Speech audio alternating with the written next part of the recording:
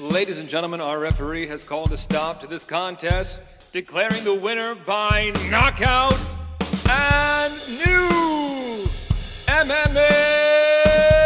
show!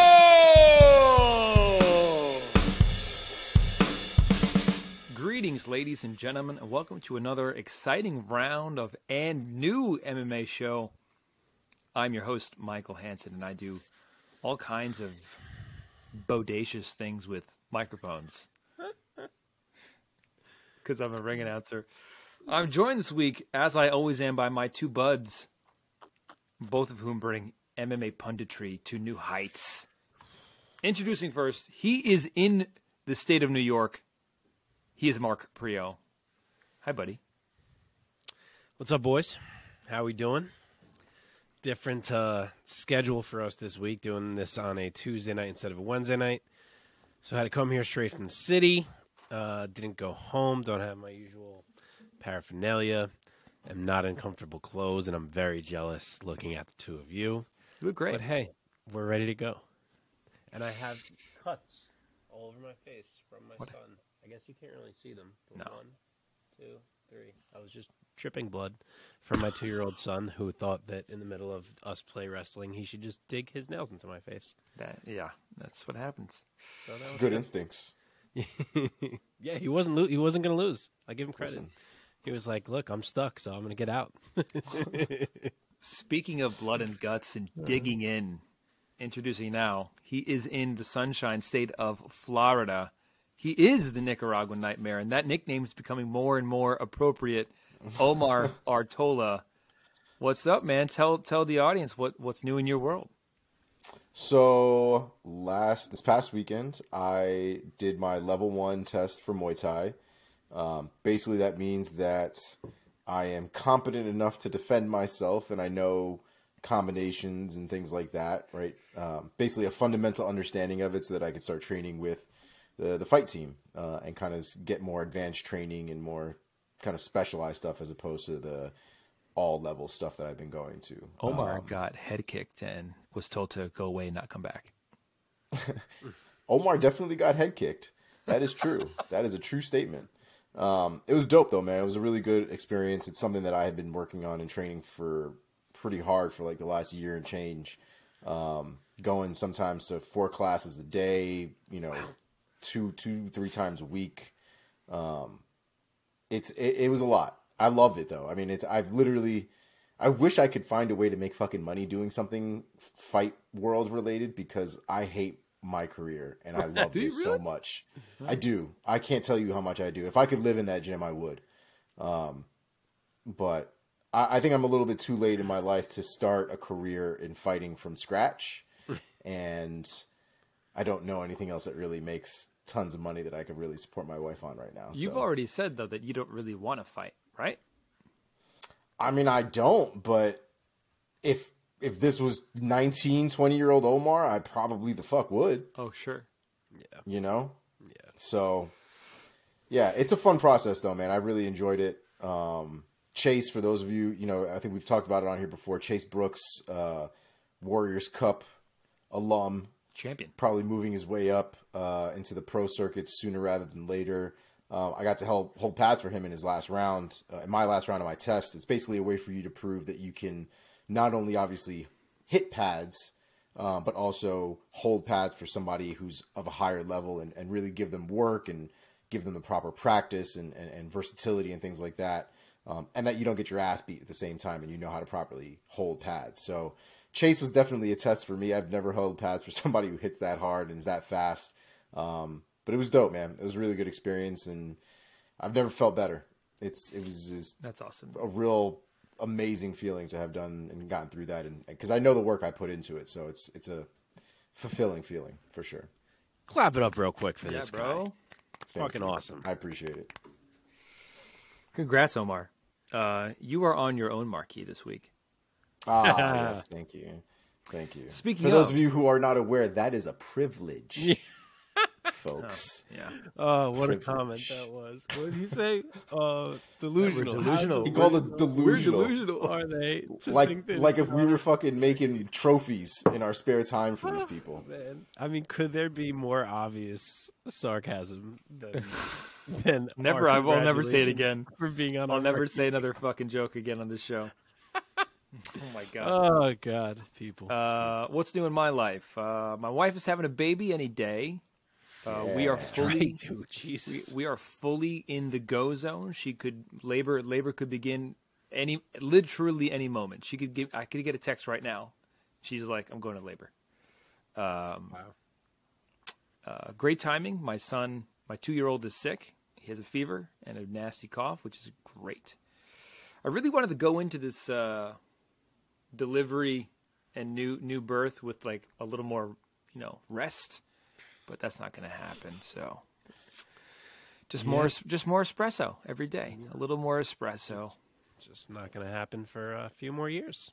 I was gonna say you kind of pushed the clock back a little bit more. You like refinanced your sleep on that one right there. I guess so. I don't know. All right, let's get into this show, shall we?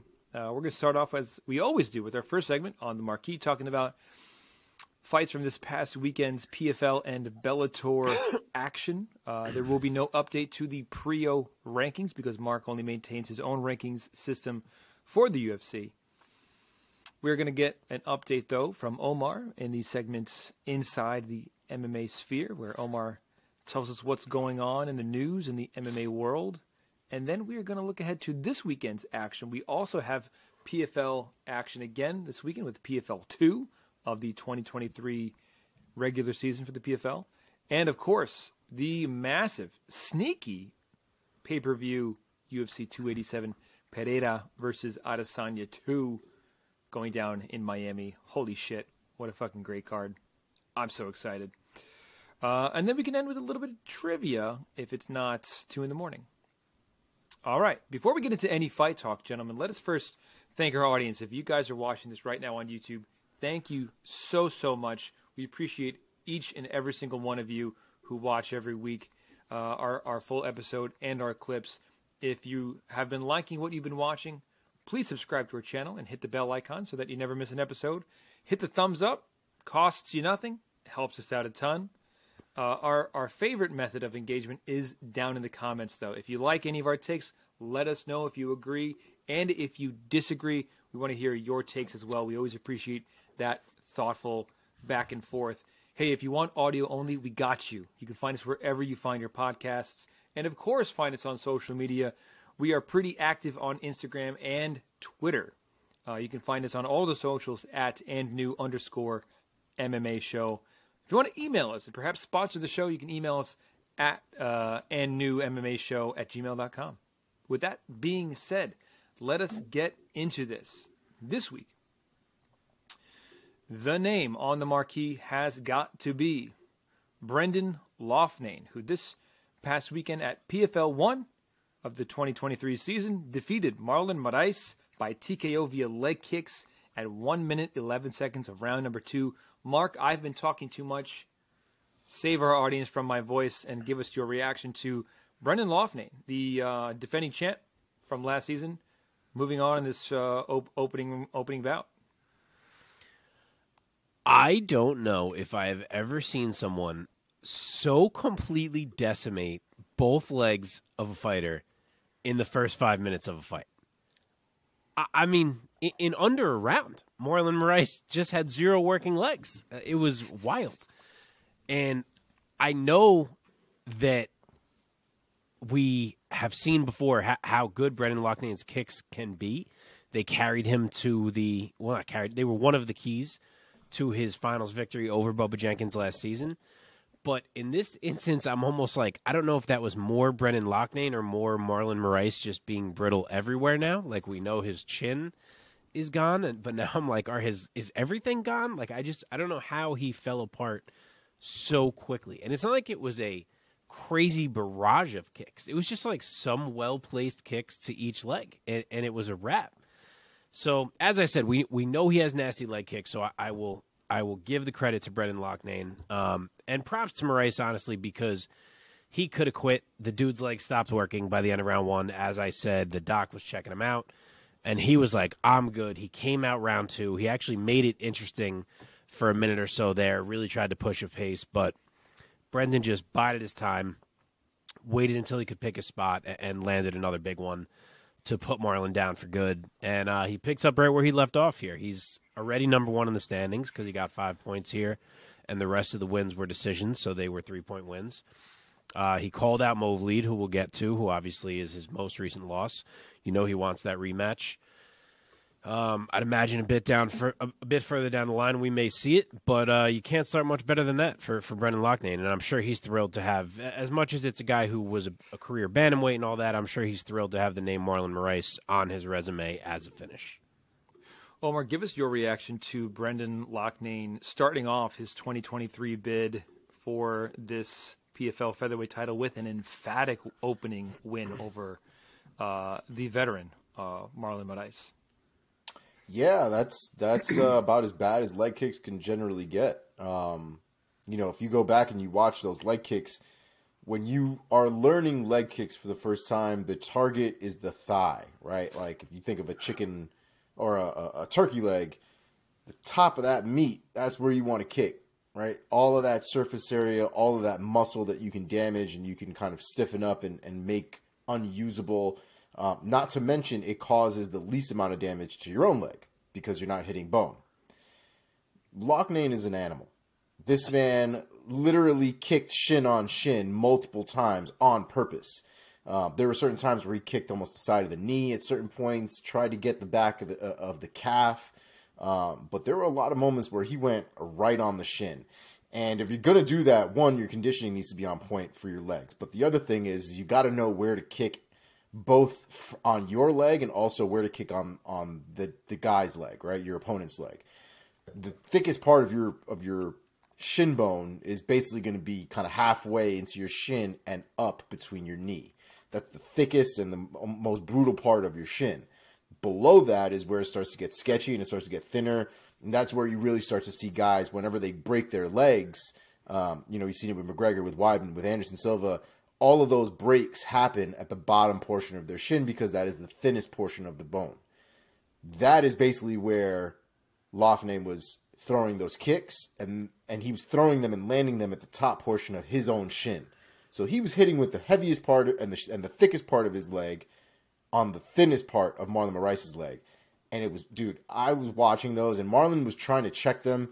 He wasn't really checking them properly. His weight was still on his leg, and he was trying to turn the angle in like if it was a check. But for things like that, man, you got to lift the leg or get the fuck out of the way. You can't be eating those, especially tons like that. There's no way you couldn't tell me that Marlon didn't feel how bad those were going to be after even 2 leg kicks.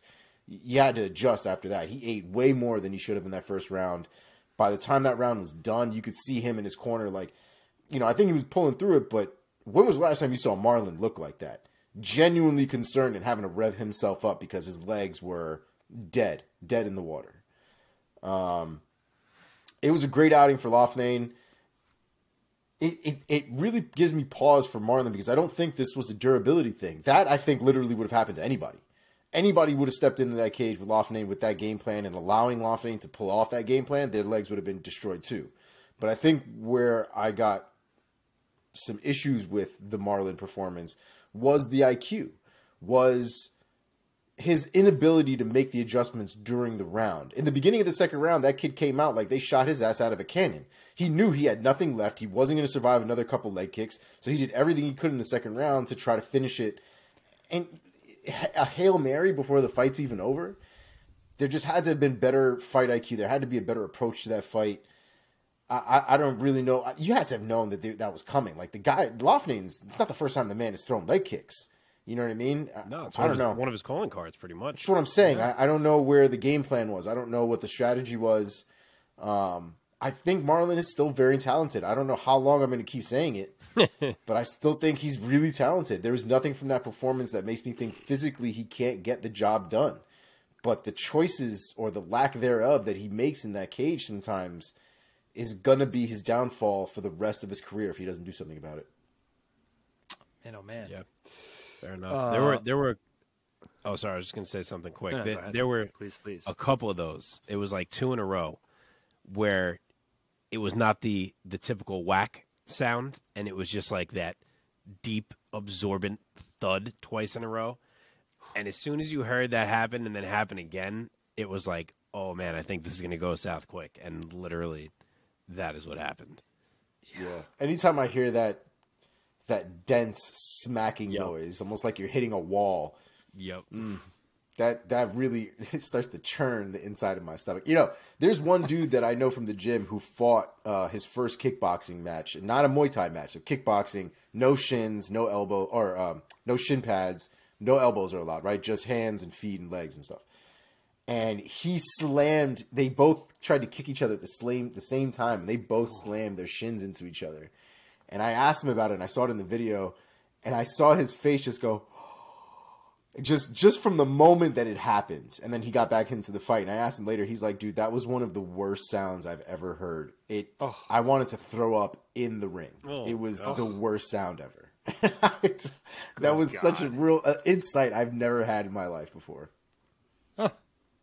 Well, we're not going to talk about what's next for Brendan Loughnane because PFL is a tournament, and we pretty much know what's next is that he's advancing. So that being said, anything else you guys want to say about this marquee-worthy performance by Loughnane? Shout out to Brendan for getting engaged. Not the smoothest way to get that done. Probably should have had a ring on hand, but listen, you know. I didn't even see this. Things happen. Yeah, he oh no, I'm sorry. Wrong dude. That was somebody else. Never mind. Scratch it. Leave it Scratch in. it. We're leaving it in. Wrong homeboy. It's not a tournament in PFL. It is a regular season where they but he's moving on. Points. Correct. Well, everyone's moving on. Win or lose, you have more fights. This is true. But I mean, yes. Yes, he's moving on to his next fight. Sorry if I added confusion. Let's move on. We move on. Wrong European. I need to know who this is, but anyway, let's keep going. Okay. Co-main event, PFL 1.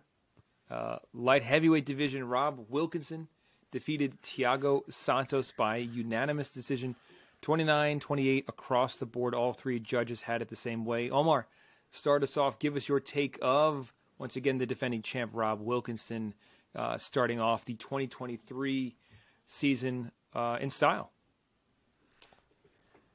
Rob Wilkinson looked good, got his takedowns, did what he had to do to win the fight. I don't want to take away from Wilkinson's performance. I really don't, because I liked his last performance. I thought he was very good. I thought he was good in this one too. But there is something about Thiago Santos not fighting that just continues to piss me off on like a different level. He spent more. He did more in the third round. Yep. Overall, yep, than he did in the first two. Yep. I don't know. What are you doing in there? For what? If you're not going to go in there and fight, and you're just going in there to get your ass beat, what are we doing here? There's got to be something to it. I don't know if it's a sports psychologist thing or what, man, but like, it's really hard to enjoy his fights. Like, I wanted to enjoy that fight, and I want to enjoy Rob Wilkinson's performances and his takedowns and his acumen and his ability to like really having put it on Thiago Santos. But like, I can't get over the fact that I don't even feel like it's a fair fight because Santos is just not there. And it shouldn't take away from Wilkinson's performance, but I think it does just a smidgen. You know what I mean? Like, there's always going to be that thought of, if Santos showed up, would it have been a different fight? And it's not on Wilkinson. You know, it's not his fault. It's not his problem. He did what he had to do. But Santos's performances and him not showing up continuously are just sucks, man. It sucks. Okay. What else? Anything else you guys want to say about? I would like to talk about it. If I Mark, may. please. Yeah, I mean, I feel the same in a lot of ways. The Wilkinson performance, I guess, wasn't ideal for us, but it was definitely smart for Rob Wilkinson to go back to his wrestling roots for the first time in a while. And honestly, he did look great. Like, yeah, he couldn't get Santos out of there, but he reminded everyone how dominant he can be in that department as well. And you see now that this is a well-rounded, dangerous fighter who's got to be taken seriously as a top-level light heavyweight at this point. Mm-hmm. And Santos, he fought tough later in the fight. He was working in the third round. But like Omar said, he was too tentative for too much of the fight. It's the same old story from him. So I don't know what it is. I mean, we've said this before. It's insane to think that a guy who literally had like a berserker run at you style, like almost old school Vanderlei type style at times, has become this guy. I don't understand quite how we got here. So it does suck to watch Santos in that regard because you know what you've seen from him before, but he is still no easy out. It's still a great win for Rob Wilkinson. Biggest name win of his career thus far. And honestly, whatever level Santos is on, I think he's going to beat, if he doesn't beat the other dudes in PFL's light heavyweight division, Thiago Santos just needs to pack it in. But assuming he can, I don't really know who on PFL's roster this year can really challenge Rob Wilkinson. The only one I was too interested in seeing was this Thiago Santos fight. So Wilkinson maybe walk into a second straight title unless something goes wrong here. Yeah, man. All right. Once again, nothing to say about what's next for these guys. Let us now move on to a bit more of a quicker take here. Let me just scroll back up.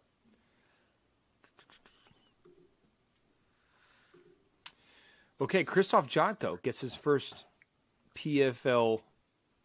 Oh, no, I'm sorry. Will Fleury defeated Krzysztof Jotko by split decision. My mistake. 29-28. Two judges had it for Fleury. One judge had it for Jotko. Mark, start us off. So I didn't have a chance to rewatch this one. Usually we would be doing this show on a Wednesday night. This week's a Tuesday night, so I kind of lost my rewatch time that I normally have. But live, I thought Jotko won this fight. It wasn't anything unbelievable. I wouldn't say a ton happened in this fight, as is sometimes the case in Krzysztof Jotko fights. And Will Fleury is definitely a big, strong dude who looks like he might be saucing it. I don't fucking know. But he had some moments in there, but I thought Jotko won the fight. Clearly he did too. He was pissed at the decision. PFL commentary seemed to think that Jotko won the fight. So a tough look for him, a tough look for my Krzysztof Jotko by decision bet. But, yeah, rough start for the two UFC guys moving over to the PFL. Yeah, man. Omar. I also had Jotko winning, but watching those first two rounds, specifically those first two rounds, Jotko has this thing where he makes it too easy to make arguments for other guys, even when he's winning. And he almost allows his opponents to do things. There's almost a lull in between things that Jotko is doing that allows these other guys to kind of get back into it a little bit or cause some sort of controversy as to who won that round, who didn't win that round. You know, was there enough control? Was there not enough control? Did he land enough strikes? And that was the story, I think, for the first two rounds. And I had Fleury winning one of those two rounds. I can't fucking remember for the life of me which ones I had, but I had Fleury winning one of those two rounds. But had you told me Jotko won that round, I wouldn't have argued with you. But the first two rounds were very, very close. The only one I probably would die on a hill about is the third round. I thought that one was Jotko's all day. Yeah. But yeah, man, this is I feel like is the story of Jotko is, you know, we talked about it last week that the man knows how to win, but there's going to be things like this where I did think he won, but he's got to do more. He's got to push it a little bit more. He's got to make those statements a little bit more definitive. This like scraping by and edging shit out is just not a way to have your career go. He's just got to do a little bit better. Okay, moving on. In the featherweight division, Movlid Khaybulaev defeated Ryoji Kudo by unanimous decision, 30-27s across the board. Omar, sticking with you. Go first. So I believe it was Khaybulaev. Excuse me. Khaybulaev. Movlid Khaybulaev. I like it. Sounds good. This was the story that we pretty much told last week. Khaybulaev is a guy that likes to take it to the ground. He's a guy that likes to work from there and grind people out. And Kudo is literally the opposite. That man wants to kick your head off of your neck. And the beginning of that fight, Kudo had his moments, and I think we said that too last week, where Kudo might have made it interesting first, half of the first round, or even in the whole first round, being able to maybe stop a couple of takedowns or make it competitive or whatever. But by the time it gets into the later rounds, that fight just, you can't keep that kind of fight up that long, especially if you're not able to keep the takedown from happening. So, the more the fight went on, the more Kudo began to drown. He had a couple of moments, a couple of combinations here and there that landed, that looked nice, but they didn't never really change the course of the fight or the momentum of the fight. And Khaybulaev just basically took over. I had him winning all 3 rounds, and that was the name of the game. Mark? Yeah, Movlid just ground Kudo into dust. The grappling was way, way, way too much, as expected. You would have liked to see Movlid find a finish, maybe. Kudo did defend well. Movlid didn't really take many risks. It is what it is. First fight back in a while. Sure, he wanted to make sure he got the win, but obviously gets a clear win. We look forward to the hopeful clash of him and Brendan Loughnane in a rematch down the road this season. As I mentioned before, that's definitely the marquee fight in the featherweight division for the PFL this year. And it's going to be interesting when we get there, because the way that Loughnane has shored up his takedown D is going to make the second fight a lot different than the first fight. So hopefully we can get to that point. But hey, one other guy in the mix who may get himself back there, which is the guy we're about to talk about. That's right. Okay, last one for PFL for us. Opening the main card for PFL 1 in the featherweight division, Bubba Jenkins defeated Chris Wade by unanimous decision, 30-27s across the board. Mark, go first. He looks fucking great, man. I love Bubba. I've always been a fan of Bubba. I know what happened in the first fight against Chris Wade, so it was tough to pick Bubba going into this fight, but it is amazing the difference from the first fight to the second. I don't know if it's that maybe Wade is getting older. I know he's 35 now. Maybe he's lost a step. Maybe it's just that Bubba has improved this much since that fight. Maybe it's a game plan thing. MMA is weird like this sometimes. But it's a literal 180 from what we saw in the last fight. The first fight, it was Bubba who couldn't find any advantage in the grappling. And this fight, it was Wade. He couldn't find a single avenue to change the fight at any point. I mean, Bubba, it was a workmanlike decision, but he dominated the fight, you'd have to say. He controlled every single minute of it. So what a way for Bubba to bounce back and avenge a loss and bounce back from his finals loss last season. That's right. All right. Let us now Omar? move on. Oh, I'm sorry. Are you high tonight? I know. I'm Me? No, Mike. Me? Keeps skipping us. Omar's like, yes, of course.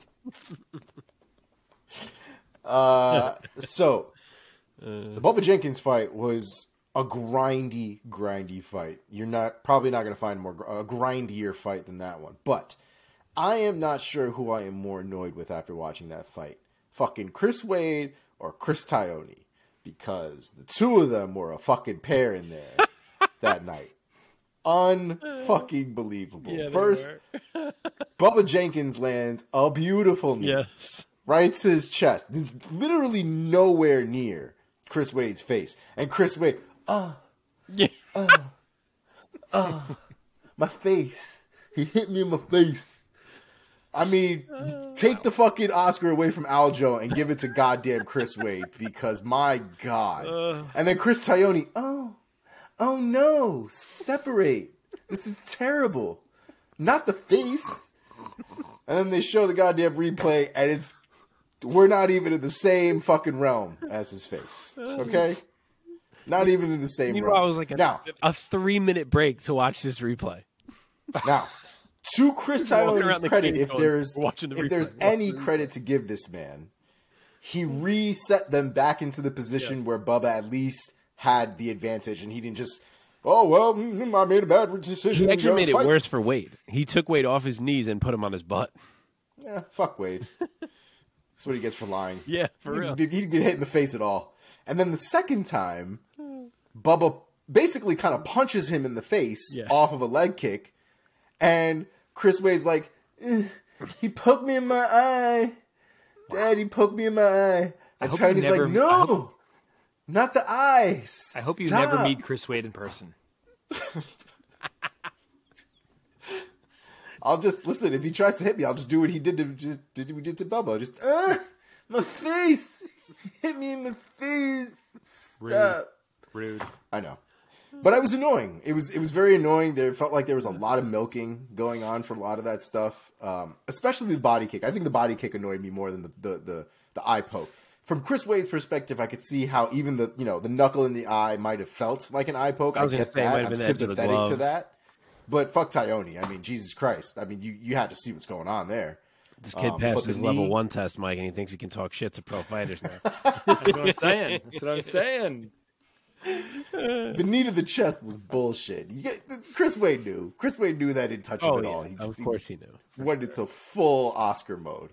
Usually I like Chris Tyone. I think he's fine. I mean, he's good enough. He struggled a little bit.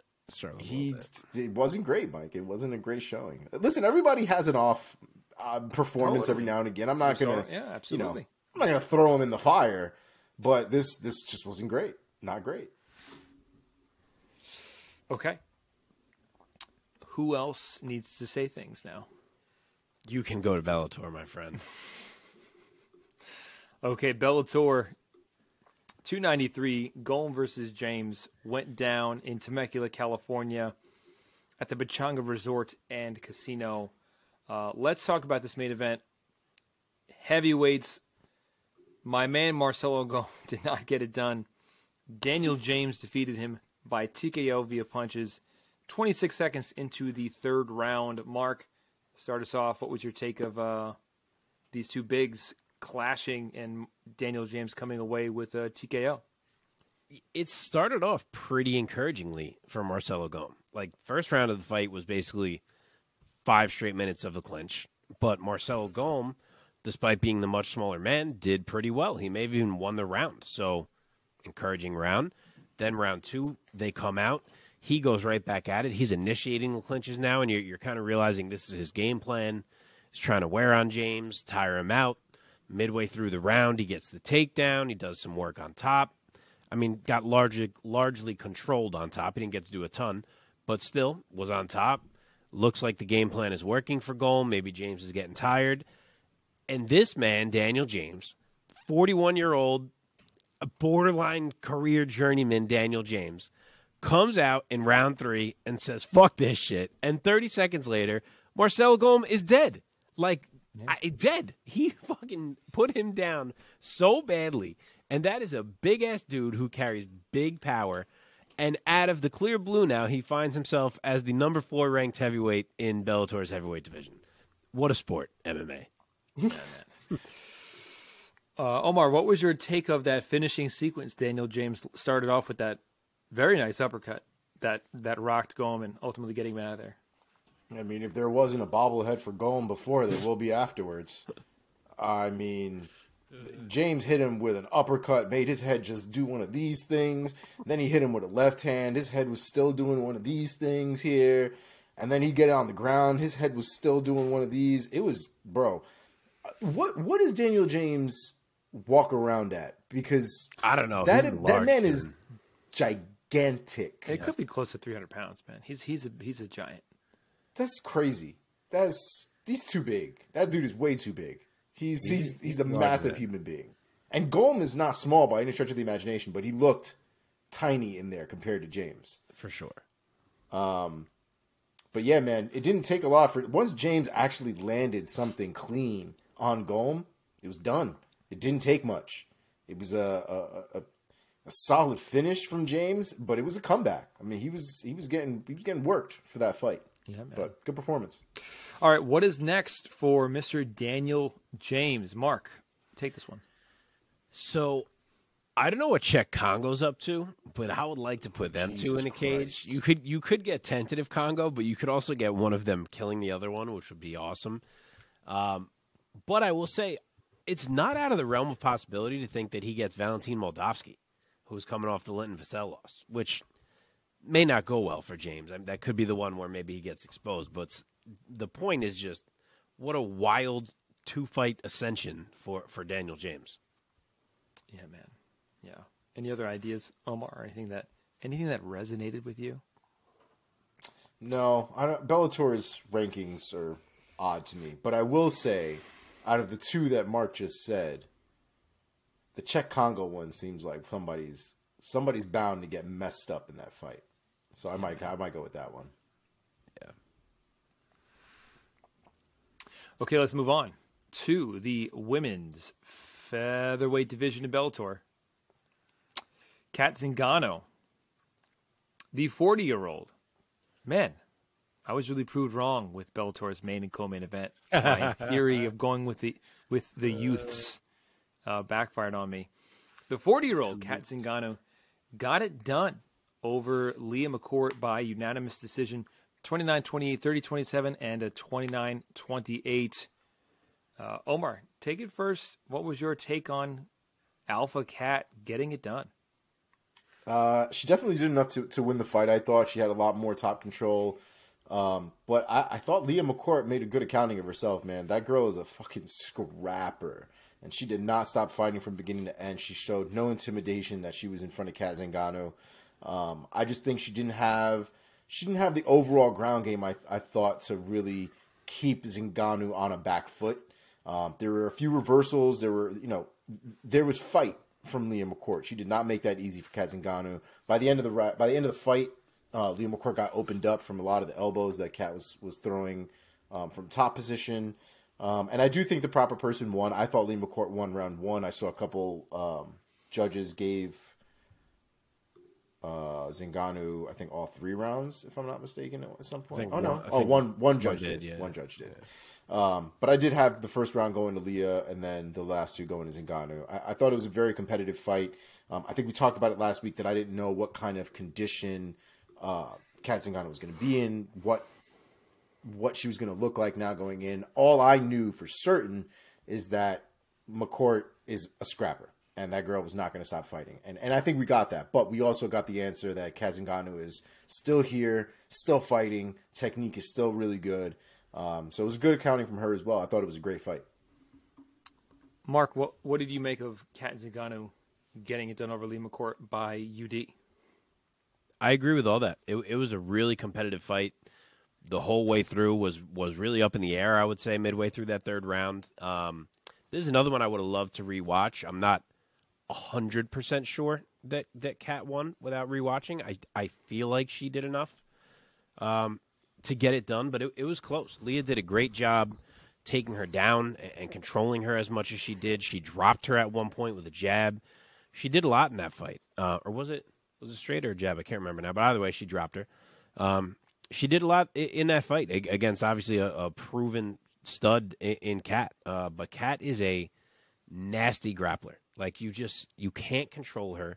She almost forces you to concede positions the way she'll, like, use her body to pressure different parts of your body and force you to open up a little bit so she can spin out of things. She's always finding in spots when she's in control to, like, mix in elbows while she's working at advanced positions. Like, it is not fun being on the ground with Kat Zingano. She's tough, man. And then, of course, she lands a huge knee in round 3, which is what may have ultimately swung round 3 for her because Leah McCourt is just, like, literally a faucet in there all of a sudden off the knee. And Kat gets it done. So, yeah, close fight, tough fight. As Omar said, good showing for McCourt, but big win for Kat. Mark, staying with you right here, Kat Zingano, after losing her final fight under the UFC banner, she's now 4-0 with Bellator. What's next for her in Bellator's women's featherweight division? That happened fast, the 4-0. I'm sure it didn't happen fast, but it feels like it happened fast. Yeah, 2020. Like it took a while. Well, so far she's had 1 fight per year. 1 in 2020, 1 in 21, 1 in 22, and now this fight. I can't believe she's fought 4 years there already. Yeah, I mean, you'd love to say it's Chris Cyborg time, but we've thought that before. I don't know exactly what Chris Cyborg's deal is right now with Bellator. According to Kat, she's not even under contract. Kat calls the belt vacant. So I guess worst case, we see Kat fight, I don't know who, Sinead Kavanaugh maybe, for a vacant belt. But let's hope we get Kat and Cyborg, because obviously that's the goal here in terms of an end game. Let's not forget, Kat Zingano has a 3-fight win streak over Raquel Pennington, Miesha Tate, and Amanda Nunes. Yeah. This is going all the way back from 2012 to 2014, bear in mind. She then lost to Ronda Rousey in 2015 in 14 seconds. I'm sure she wants to get that one back and not sprint at Ronda. On the broadcast, Mauro Ranallo goes, Kat has never been submitted in her career. And Big John goes, I can remember one time. That's funny. Cool.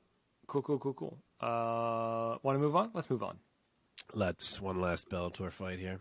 Yes, quick one. We will make it middleweight division. John Salter defeated Aaron Jeffery by unanimous decision, 30-27 across the board. Omar, go first. Yeah, I thought John Salter had a good accounting of himself in this one as well. I think we all thought this was probably going to go this way. I talked about it last week, and I didn't know if Aaron Jeffries had really proven himself. Let's say this right. I didn't know if Aaron Jeffries had fought people with enough value to really prove that he was going to beat John Salter, at least on paper. He made it competitive. I thought there were moments in there that he looked good and he tried to make it a fight. But the reality was John Salter is a beast, man. That man is a meat grinder. And he did just that. And he did it for all 3 rounds. I had Salter winning every single one of those rounds. And I thought it was a good account from him. And, it's a rough one for Jeffries, especially with the momentum that he's had. But that's, if nothing else, man, I think he needs to take that as a reality as to where he is in his skill level and kind of where people will present themselves going further now in the elites of the division. And he's got to make those adjustments, and hopefully he can, because he does have potential.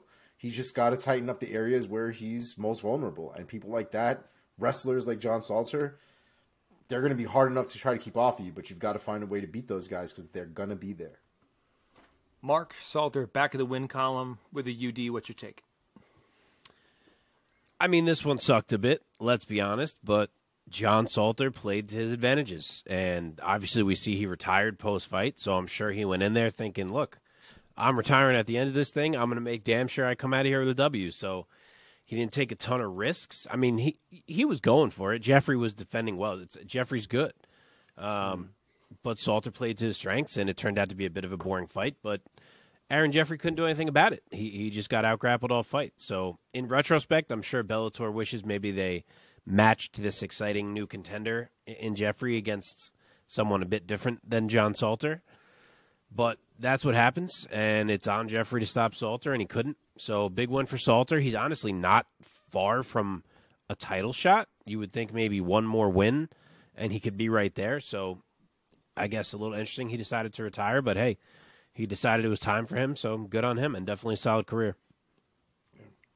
And real quick before we move off of Bellator, the guy who got married or got engaged was Luke Traynor, the light heavyweight. Oh, he had a great win. Yeah, he opened the main card for this Bellator event. So after he choked out Sullivan Cauley, he proposed to his girlfriend, his longtime girlfriend, apparently of like a decade or some shit. Had no ring. Took the ring off of her and proposed to her with a ring she already had the fuck on. What? And the man did this on national TV. What'd she do? I mean, what was she going to do? She said yes, she cried, she had a great time, but like, there's going to be a moment where she looks back and she's going to be like, "Oi, Luke, you didn't have a ring for me." And it's going to be a problem. I never heard of that before. It was a weird flex, I'll tell you that. It's a new one. It's weird. And he even said it out of his mouth. He's like, I should have married her a long time ago. I should have proposed to her a long time ago. Man wasn't even remotely ready. Not even a little bit. Maybe it was spur of the moment. Yeah. He was pumped. Big win. Yeah, definitely. I mean, he did it during a good time. Just should have had something else going there. Yeah, a little bit of plan. All right, let's move on here. Like I said earlier, no Prio rankings this week because the Prio rankings are only for the UFC. Maybe in the future they will be global. So let's now turn to our segment Inside the MMA Sphere. with Omar Artola. Omar, let us know what's going on in the world of MMA outside of the cage. Well, the biggest news that has happened in the last few days since our last episode is that the parent company of the UFC, Endeavor, has purchased the WWE. The WWE is currently valued at $6.5 billion. In comparison, I believe, what was the UFC's evaluation when they bought it? It was like $4 billion, wasn't it? It was 4 when they bought it. when it was acquired. Yeah. But no. It's what I said the other day. They paid 4 for a controlling interest. Then they paid 2 more for the whole thing. So I think the whole thing cost them 6. But I missed that second When I part. read about this deal, it said the UFC was now valued at 12, meaning it doubled. Yes. And that the WWE was valued at 9 because it was a total of 21. That's right. Oh. Yeah, like 21. So it did. So the one I'm reading here, and this is off of CNBC, it says that the WWE is valued at $9.3 billion, and then the UFC is valued at $12.1 billion. Yep. But so Endeavor purchased 51% of the stake of WWE and now owns a controlling stake in the company. So as far as like the changes that are being made, supposedly they're looking at a new company. I don't really know what that means yet. I don't know if they're going to do kind of what they did with WCW back in the day and just kind of rename and rebrand or something like that. But Vince McMahon supposedly is still going to be in control, still going to be the Dana White of, that side of the world. Dana White will still be Dana White on the UFC side of the world.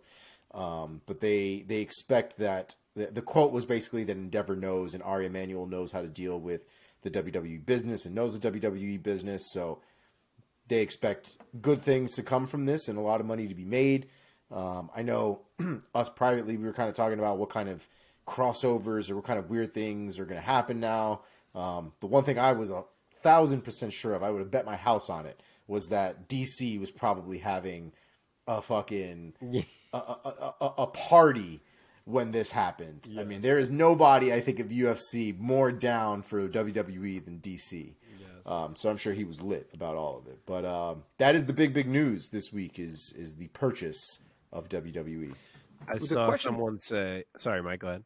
I was just going to say the question marks come in where you see that not only is WME acquiring the WWE, but that they're combining the WWE with the UFC as one publicly traded entity in terms of trading.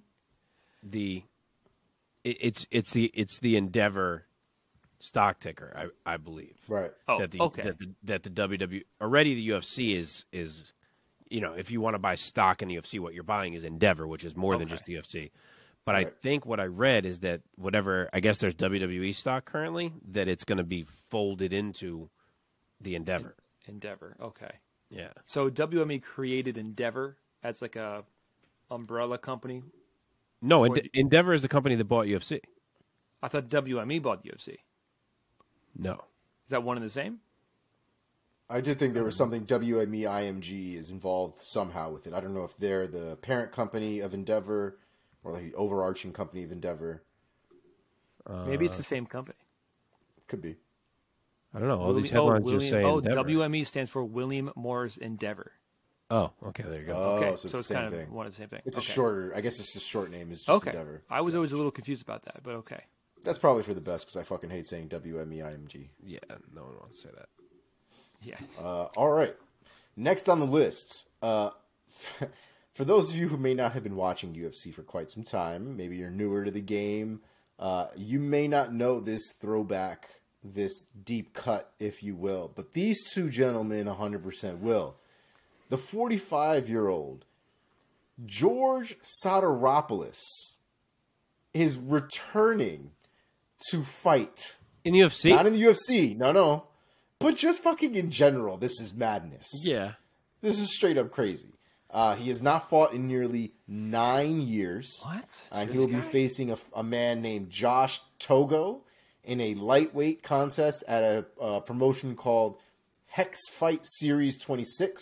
It'll be taking place in May, on May 26th at the Melbourne Pavilion in Australia. For those of you who don't know who George Sotiropoulos is, George Sotiropoulos was the Australian pioneer of the UFC. Yeah, he was the, you know, I don't want to say he was the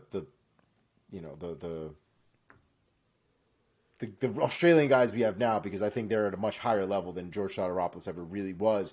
But he was the face of Australia back in the day when there weren't really any Australian fighters in the UFC. Yep. He was decent. He was really good. He fought a lot of good guys and had a couple good wins. For sure. Had a rough ending of his career, I would say, as far as losses were concerned. But he was still a household name and somebody you definitely would remember. So just a little while to see, you know, like I said, he retired a long time ago. So it's kind of interesting to see that all of a sudden he's decided to come back and just... Dude, he had an jump back old into the man business. body at 35. I can't even imagine what he looks at like at 45. Yeah, he was the one that looked like he had a beer belly and a six-pack at the same time. And like the barrel. It was odd. Yeah. It was odd. Next on the list, Dustin Poirier. My man's is getting a shot as a desk analyst for this upcoming weekend. So he will be joining Michael Eaves and Dean Thomas on the desk. That'll be really fun. I love listening to Dustin Poirier talk about fight stuff, and his fight IQ I think is really interesting. Same. So I think to have his perspective on things will make things very interesting. The only thing I'm concerned about is I think a lot of times when guys get into this profession when they're still fighting and they start having to take so much time breaking down guys, you would imagine, and I think a lot of them talk about how, you know, it helps them and it gives them different perspective on fighters and studying them and things like that. But I think a lot of times it ends up getting their head full of what other people are doing, and I think they get lost in what they're doing as well. And I think we've seen sometimes guys not have as much success once they start doing the desk. I hope that's not the case for Dustin Poirier. Dustin Poirier is fucking elite of the elite. You know what I mean? I'm just hoping that this works out positively, not only for, you know, his life, but for the fighting career as well, because I don't want to just see him start losing all of a sudden, because that would be balls. Sure. Last on the news list, this is the week of ridiculous news. If you didn't think George Sotiropoulos was weird enough, again, for those of you who may be newer to the UFC, I recommend you look up this last name here that we're about to go into, because he is a relative legend of the UFC. But Tim Sylvia, back in the news. I saw this. This 47-year-old former UFC heavyweight champion, Tim Maniac as in Maine, the state, EAC, he unretires. What? Well, not unretires. I did not know this. From combat, from contact. Are we calling it combat? Contact. I like it. Contact. From contact. What are you talking about? What is this? I have not heard And this. he is going into slap fighting. He is doing power slap. I hate everything. He sure is. Wait, he's doing power slap, Tim? I mean, That's it. it says slap fighting here specifically, but Jesus. I can't imagine. How could it not be power slap? Who the fuck else is doing this? Unless he's going to gotta go be. overseas and do it. I guess. Speaking of which, this wasn't even on my thing because I thought it was ridiculous. But since we're talking about ridiculous things, did you guys see the Siamese fight that Rampage and No. Bob Sapp had? They did a fight? Like a real fight? What do you mean? They were attached to each other? Stupid. That's it. That's it. And they So each they had were. one arm? I couldn't watch it because I couldn't. What I did see though, it looked like they were in like a shirt, like a fucking 6XL shirt, Yeah, to combine them and leave them with one arm each. and so each one had an arm out, and they- they fought two Russian dudes that had the same thing, and Did they Bob lose? Sapp and Rampage Jackson won. Oh, they won. So I saw a It was video like of a the- real fight? it's Like real you're- enough, kid. Like you're really getting hit in the like face? they're punching. Oh yeah. Dude, that's a little bit of a frightening thing to sign up for. That you only have one hand to like block your face? And yet more competitive than power slap. Oh Still. man. Wow. Still. Wow. I saw a video of the two of them walking around in that T-shirt, but like walking around on a street, just like as a spoof. I did not know that they entered into a combat. That was promotion, Mike. Good Lord. That was promotion. They were doing promotion for that event. Let me say one more thing before you go into the fight announcement. Go for it. I was going to say this when we were talking about this WWE merger, and then we got sidetracked. I didn't say it. But I read someone who tweeted and said that the only fighters who fought on UFC 100 and UFC 200 were Jim Miller, who is already asking to fight on UFC 300. UFC 300. Oh, how cool. And Brock Lesnar. And he was saying, has the door just opened for Brock Lesnar to fight at UFC 300, which would be about 1 year from now. I was just going to ask you, what number are we on right now? 287? 87, yep. 87, right? Wow. Oh, yeah. And Jim Miller's talking about retiring at 300. He wants to do UFC 300 and then call it a wrap, which there's something beautifully poetic about that as a career. Oh, yeah. It's really nice. Also, just this is on brand for me. Brock Lesnar is 45 years old. So he will be 46 next year. Let's just play this game real quick. Let's indulge this. Mark, if this happens at UFC 300, Brock Lesnar is fighting somebody in the heavyweight division. Who is he fighting? John Jones. No, he is not.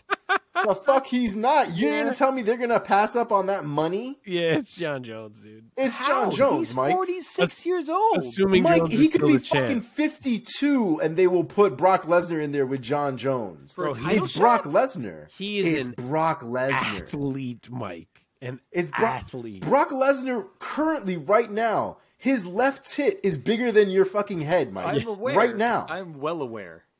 It is going to be Brock Lesnar until Brock Lesnar No. stops putting asses in the seats. 100%. Yeah, it is. 100%. How can they give him a title shot? It's UFC 300. If John Jones is still the heavyweight champion and they can put a poster up that has John, not to mention, they'll probably make sure Brock is the WWE champion at that time so he can wear that belt on the fucking poster and they'll put it up and every WWE fan and every UFC fan will watch it and they will shit money out of their assholes. Knowing the UFC, they'll probably somehow find another fucking exemption for Brock Lesnar too. So he's gonna go in there juiced to the motherfucking gills fighting John Jones. I'm looking at Brock's MMA record here. Last time he won a fight was against Shane Carwin in 2010. Oh, I'm aware. No one cares. No, okay. Yeah, totally. He's gonna give aware. a title shot, and he's lost to Kane, lost to Overeem, and no contested with Mark Hunt. Well, the no contest to Mark Hunt was about popping because he beat the living shit out of Mark Hunt. I'm aware. Also, I am not sure Brock Lesnar has any interest in this. It is a hard training camp that he'd have to go back into. I don't know if he's looking to do that. I'm just saying with this relationship, it might be a lot easier to be like, hey, Brock, why don't you come on over and make a few bucks? Right. If I'll they're tell you like, this, we'll man, pay you, we'll pay you $5 million to fight John Jones. Yeah. You think he's going to do it at the age of 46? And then they have $5 million. Then they have a rematch at WrestleMania. You say no to $5 million? He says more. No, dude. If they're gonna pay Brock Lesnar for this fight, you're talking about upwards of maybe $10 million or so. 100% agree. They're not doing it for $5 million. That's at this point, that's like trying to get Nate Diaz to do something. Like Brock Lesnar is now going to be on a different level when it comes to that stuff. Okay, we'll see. We'll see if that day comes. I think that's crazy, but here. we'll see. Let's keep moving. Anything else? Fight announcements, right? Hit us. I just keep thinking about as the years progress, Mike is going to keep shitting on Brock Lesnar for getting older. I'm not shitting on him. I'm just saying it's crazy. It is crazy. It is crazy. All right, let's get into some fight announcements and we can move right along. Chris Barnett is out of this fight this weekend against Chase Sherman. Carl Williams will be stepping in to fight Chase Sherman on short notice. Sucks. We will not be previewing that fight. Stephanie Egger versus Irina Alexieva. I really just put that fight in there because I wanted to say that name. Has been added to UFC's Vegas card on April 29th. Jake Matthews is out against his fights against Gabe Green. Brian Battle will be stepping in to fight Gabe Green on short notice. Okay. Well, I guess not really short notice at this point. But he will be stepping in to fight him on May 13th during a UFC fight night. Headlining that fight night will be Jairzinho Rosenstruck versus Hilton Almeida. They done fed the man the dog. That again will be going down May 13th. Next on the list, Michael Johnson returning to the octagon along with Diego Pereira. That fight will be going down May 20th. It's a great fight. That's a pretty high-level matchup for Michael Johnson. For Johnson, yeah, 100%. That's Wow. a big spot for him. Next on the list, we've got some additions to UFC's 289 card on June 10th. First on the list here, Dan Ige versus Nate Landwehr has been added. Matt Schnell versus David Dvorak. And Michel Pereira versus Stephen Wonderboy Thompson has been reported to be in the works. I do not think anything has been officially confirmed or signed, but that is basically done at this point, as far as the reports are stating. Love it. That's a crazy-ass fight. That's an awesome fight. That's a great fight. Yeah. I think if Pereira can keep his cardio together, I think he can give Wonderboy a good fight. Last on my list here, Josh Emmett versus Ila Topuria is officially headlining UFC's June 17th event for a featherweight bout, and that is all we have this week. Oh, baby. Oh, baby. All right, let's keep this thing moving and go over to our preview portion of the show. Let us begin with talking about PFL 2 this weekend, the second event in PFL's 2023 regular season. Friday, April 7th, back at the theater at Virgin Hotels in Las Vegas, Nevada. We're going to talk only about the main event, women's featherweight matchup between the defending champ, Larissa Pacheco, taking on Julia Budd. Before we do that, are there any other fights or fighters that you guys just want to quickly spotlight for our listeners and viewers? I guess the big one that I would want to make sure people were to check out, that we're not going to go over, Aspen Ladd will be fighting on the prelims. She's headlining the prelim card for this PFL event. Hopefully she looks good in this one. I believe she won her last one, if I'm not mistaken. Yes. Oh, to Julia Budd. There you go. That's right. So that's one to look out for. The other one, just because I'm really interested to see if there are any gains here, because he has been training with some monsters in John Jones and Walt. Why can't I remember this man? Walt Harris. Thank you. I was going to say Walter Jones, and I don't even know who Walter Jones is. So Maurice Green is the other one that I would say maybe be on the lookout for. He wasn't the sort of the big name in the UFC, or even somebody to really keep a close eye out for. He wasn't really super great. He was on The Ultimate Fighter. Definitely had a personality, a great story behind him, especially the whole crocheting business here. But Maurice has been training with some real killers lately. And so I'm really interested to see if there's been any change or any gains to his abilities. If not, then, well, that's how it goes. But I'm interested. I think it'll be fun to see. It's funny because I thought you were going to say the other dude who trains with them, who was also on this card, which is Yorgan De Castro.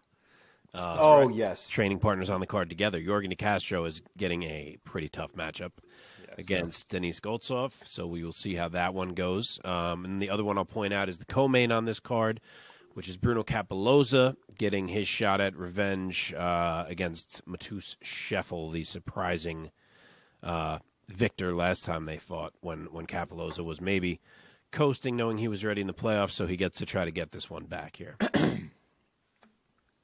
Okay, let's talk about this main event in the women's featherweight division.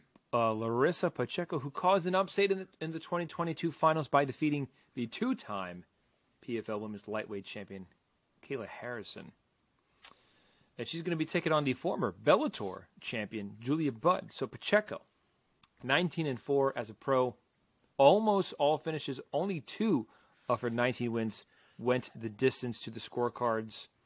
9 knockouts, 8 submissions. She will be riding a 6-fight winning streak in the PFL coming into this Friday night. Let's see. Starting off her season, Julia Budd, the Jewel, the 39-year-old out of British Columbia, Canada, 16-5 as a pro, 6 knockouts, 1 sub, 9 wins by decision. She's looking to get back in the win column in the PFL, having dropped her last 2 fights to Jenna Fabian and Aspen Ladd. Omar, let me start with you. Give me your take and ultimately your pick for Larissa Pacheco taking on Julia Budd. Well, Larissa Pacheco is 28 years old, so that means that she's going to win. I think that's just how that works. No, Larissa Pacheco. So this is a very interesting matchup, right? Because Larissa Pacheco had just finished beating Kayla Harrison, who has, most recently been revered as, kind of the next cyborg in that sense, right? The next undefeated woman, the next dominant woman of the MMA world. And Kayla Harrison is still very good, and I would still probably pick her in 99% of the fights that she's in for the most part. But Larissa Pacheco won that last fight, and I think she won it fair and square. I don't really think there was any controversy behind it. And this was against a woman who was very good at getting people down to the ground, controlling them on the ground, submitting people on the ground. So Pacheco's game had to adjust for Kayla Harrison's approach. Julia Budd, on the other hand, is a kickboxer. And while I understand that she knows of the ground and plays with it and things like that, her game is not the ground. And against a kickboxer with Larissa Pacheco, I'm going Larissa Pacheco all day. I think the girl has heavy hands, and I think she can do some real damage. I trust her skill in there. Julia Budd is very crafty. She's been in the kickboxing game a long time, has had legitimate kickboxing-only fights, apart from her MMA career. So she's seasoned, for sure. But Larissa Pacheco, I think, is riding a nice little wave of confidence. I think her skills do bring real issues, and like I said before, the girl hits hard. So I think she's going to bring a real issue to Julia Budd, and I think she's going to win this fight, unanimous decision. Mark, give us your take and your pick. Pacheco versus Budd. All right. The odds are pretty wide. Larissa Pacheco is minus 700. Julia Budd crazy. Is plus 475. That's a lot. That's a lot. I'm not super shocked, honestly. I feel like, but I know she just had a close fight with Aspen Ladd. I just feel like lately I don't love what I'm seeing from her. This is a solid main event. It's definitely an interesting challenge for Pacheco. I just don't think Budd has enough to offer at this stage of her career. Like, she's still strong as all hell. She showed that against Ladd. She could maybe create some time in the clinch that she's able to win. She does have solid takedown D. But I just don't see where she's truly going to have an advantage in this fight. Like, Pacheco is likely just as strong as her. We saw the way that she stood up to Kayla, who's a beast. Yeah. Her grappling is top-notch. As much as Budd has solid kickboxing technique, I think Pacheco's the more dynamic striker. I think she's the more dangerous striker, more dangerous finisher. And she's in her prime, her absolute prime. And Julia Budd is not. So I'm not shocked by these odds. I am obviously going Pacheco myself. I will say it is a UD. It's only a 3-round fight, so I'll say Budd makes it to the bell, but I will go Larissa Pacheco. Yeah, Budd is one tough customer, but I totally agree. Couldn't have said it better myself. I think Pacheco definitely is in her prime. She got the monkey off her back, defeating Kayla Harrison at the end of last season, and now she's taking on the featherweight tournament. And I think she's going to get it done over Julia Budd. I will say that she will get Budd out of there and give Julia Budd her third TKO loss. I'll say 3rd round. Nice. All right, boys. Let's do this thing. Yeah, man. UFC 287. Pereira versus Adesanya 2. Now, bear in mind, this is their second fight in MMA. They had already fought twice before in kickboxing. We're going to get to that fight last. We're going to talk about quite a few fights on this stacked pay-per-view card. Before we get to the fights that we have on our agenda, are there any other fights or fighters that you guys want to spotlight for the listeners and viewers? No, I think I'm good. I'll give you one. Opening bout of the card. Sam Hughes against the debuting Jacqueline Amarim. Might be Amarim. I'm not 100% sure how you say it. But she is the LFA champion. She has had 6 fights. And through those 6 fights, she has 5 submissions, 1 knockout, and has never seen the second round. So she is a real deal prospect, a real deal grappler, and definitely pay attention to her debut against Sam Hughes. Okay. Let us begin with the featured bout on the early prelims. Cynthia Calvillo versus Lupita Godinez in the women's strawweight division. So we have Calvillo, the 35-year-old out of San Jose, California, 9-5 with 1 draw, 2 knockouts, 3 subs. She is very badly looking to get back in the win column on a 4-fight losing streak going into this pay-per-view bout, losing to Chukagian Andrade, Andrea Lee, and Nina Nunes. She will be sitting across from Lupita Godinez, Lupi, the 29-year-old out of Mexico, 5'2", 8-3 as a pro, 6 decision wins. Also looking to get back in the win column after a UD loss to Angela Overkill Hill. Omar, start us off here. Give us your take and your pick of Lupi Godinez taking on Cynthia Calvillo. So I'm noticing now that this fight is at strawweight. Are they both now back at strawweight? Yeah. Yep. Okay. So the first thing is they both need to make weight because at least Cynthia has had issues in the past when it came to that stuff. That's kind of the whole reason why her record is kind of in the shitter as it is, because she keeps having to go up and down, up and down, up and down, and fighting girls that she shouldn't really be fighting at this point size-wise. I don't know if I have as much confidence in Calvillo anymore like I used to. I thought she had a lot of promise and a lot of potential. But even in the fights that she's fighting, I just, she's a scrapper and she has I feel like the attitude for it, but I don't think the skills are matching up and they're not translating properly. Lupi Godinez is not a fighter that can't be beaten by any stretch of the imagination. But I think she might be able to edge this one out. I don't even want to say that she's more talented than Cynthia Calvillo because I don't know. I don't think I believe that. But I do think that she might have potentially more of a proper handle on how to get a win here as opposed to Calvillo. I think she might run into a little bit more. Calvillo might run into some more roadblocks than Godinez will overall. I do expect a hard-fought fight. I wouldn't even be surprised if this turns into a split decision somewhere down the line with how back and forth this fight might end up going. But I'm going to go with Godinez here by split decision. Okay, Mark. So she's a decent favorite, Lupi. She is minus 275. Cynthia Calvillo is plus 225, which shows you just how much faith people have lost in Cynthia Calvillo. Yeah. Wow. She does finally make her return to strawweight here. We have all, I think, collectively always thought that flyweight was not the right spot for her. I guess she, had some trouble making strawweight, but she is back now. Will she make the weight? That's its own question. I guess we will see. She will have a 2-inch height and a 3-inch reach advantage on Lupi. And in Lupi, she gets, what feels like a winnable matchup.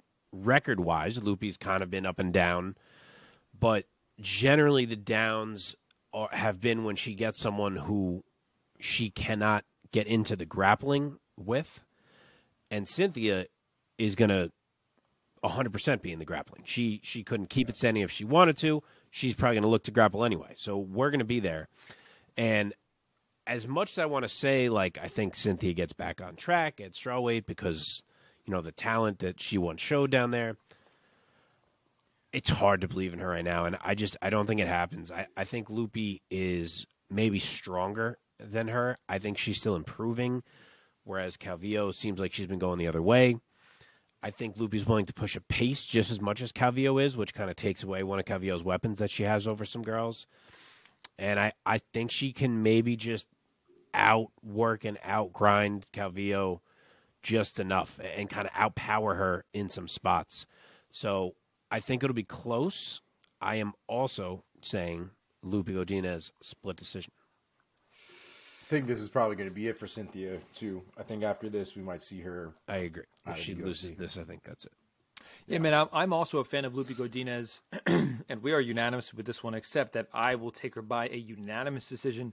I think she's going to work Calvillo, and it's going to be a pretty resounding win on the scorecards. I'm going to say Lupi Godinez 30-27 across the board.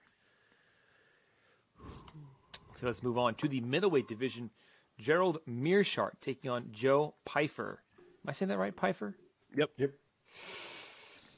Okay, GM3 is the 35-year-old out of Wisconsin. He has the same number of wins as his age. He's 35-15, 27 wins by submission. This man knows what he's doing in the grappling department. He's coming off a win against Bruno Silva back in August. He'll be standing across from Joe Pyfer. I love his nickname, Body Bags with a Z. 26-year-old out of Pennsylvania, 10-2 as a pro with 7 knockouts, 2 submissions. Only 1 of his 10 wins has gone the distance, and he's riding a 3-fight professional win streak, having won his final fight at Cage Fury, won on the Contender Series, and won his UFC debut back in September. Mark, start us off here. Give us your take of Pyfer versus GM3.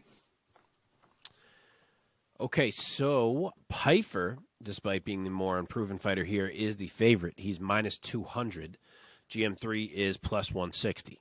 There is a 2.5-inch reach advantage for GM3. He is 1 inch shorter height-wise. I tell you what, this is kind of a big jump for Joe Pyfer. I mean, he looked great in his debut, but it was Alan Amadovsky, who I think left the UFC at 0-4 after that fight.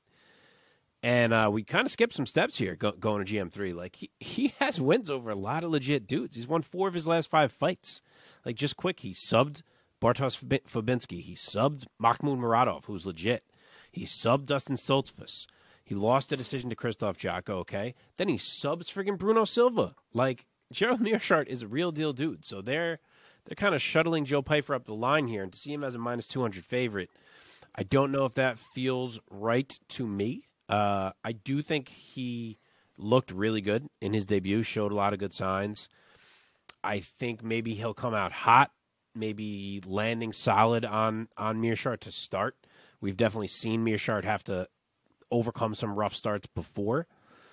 But I'm going to say he can find something like he always does. My concern is that Pyfer's a big physical dude. So maybe that makes it a bit more difficult for Meerschaert in the grappling to pull off the type of things that he normally can. But I've just seen it happen too many times, and I haven't seen enough to make me want to fully pull the trigger on Pyfer yet. So it just feels like a big step to me. I'll say GM3, round 3, sub. Oh, baby. Omar. Yeah, I kind of got similar vibes, man. You know, they're hyping up Pyfer pretty well. He's had a lot of good performances a good performance in the UFC, a good performance in the Contender Series.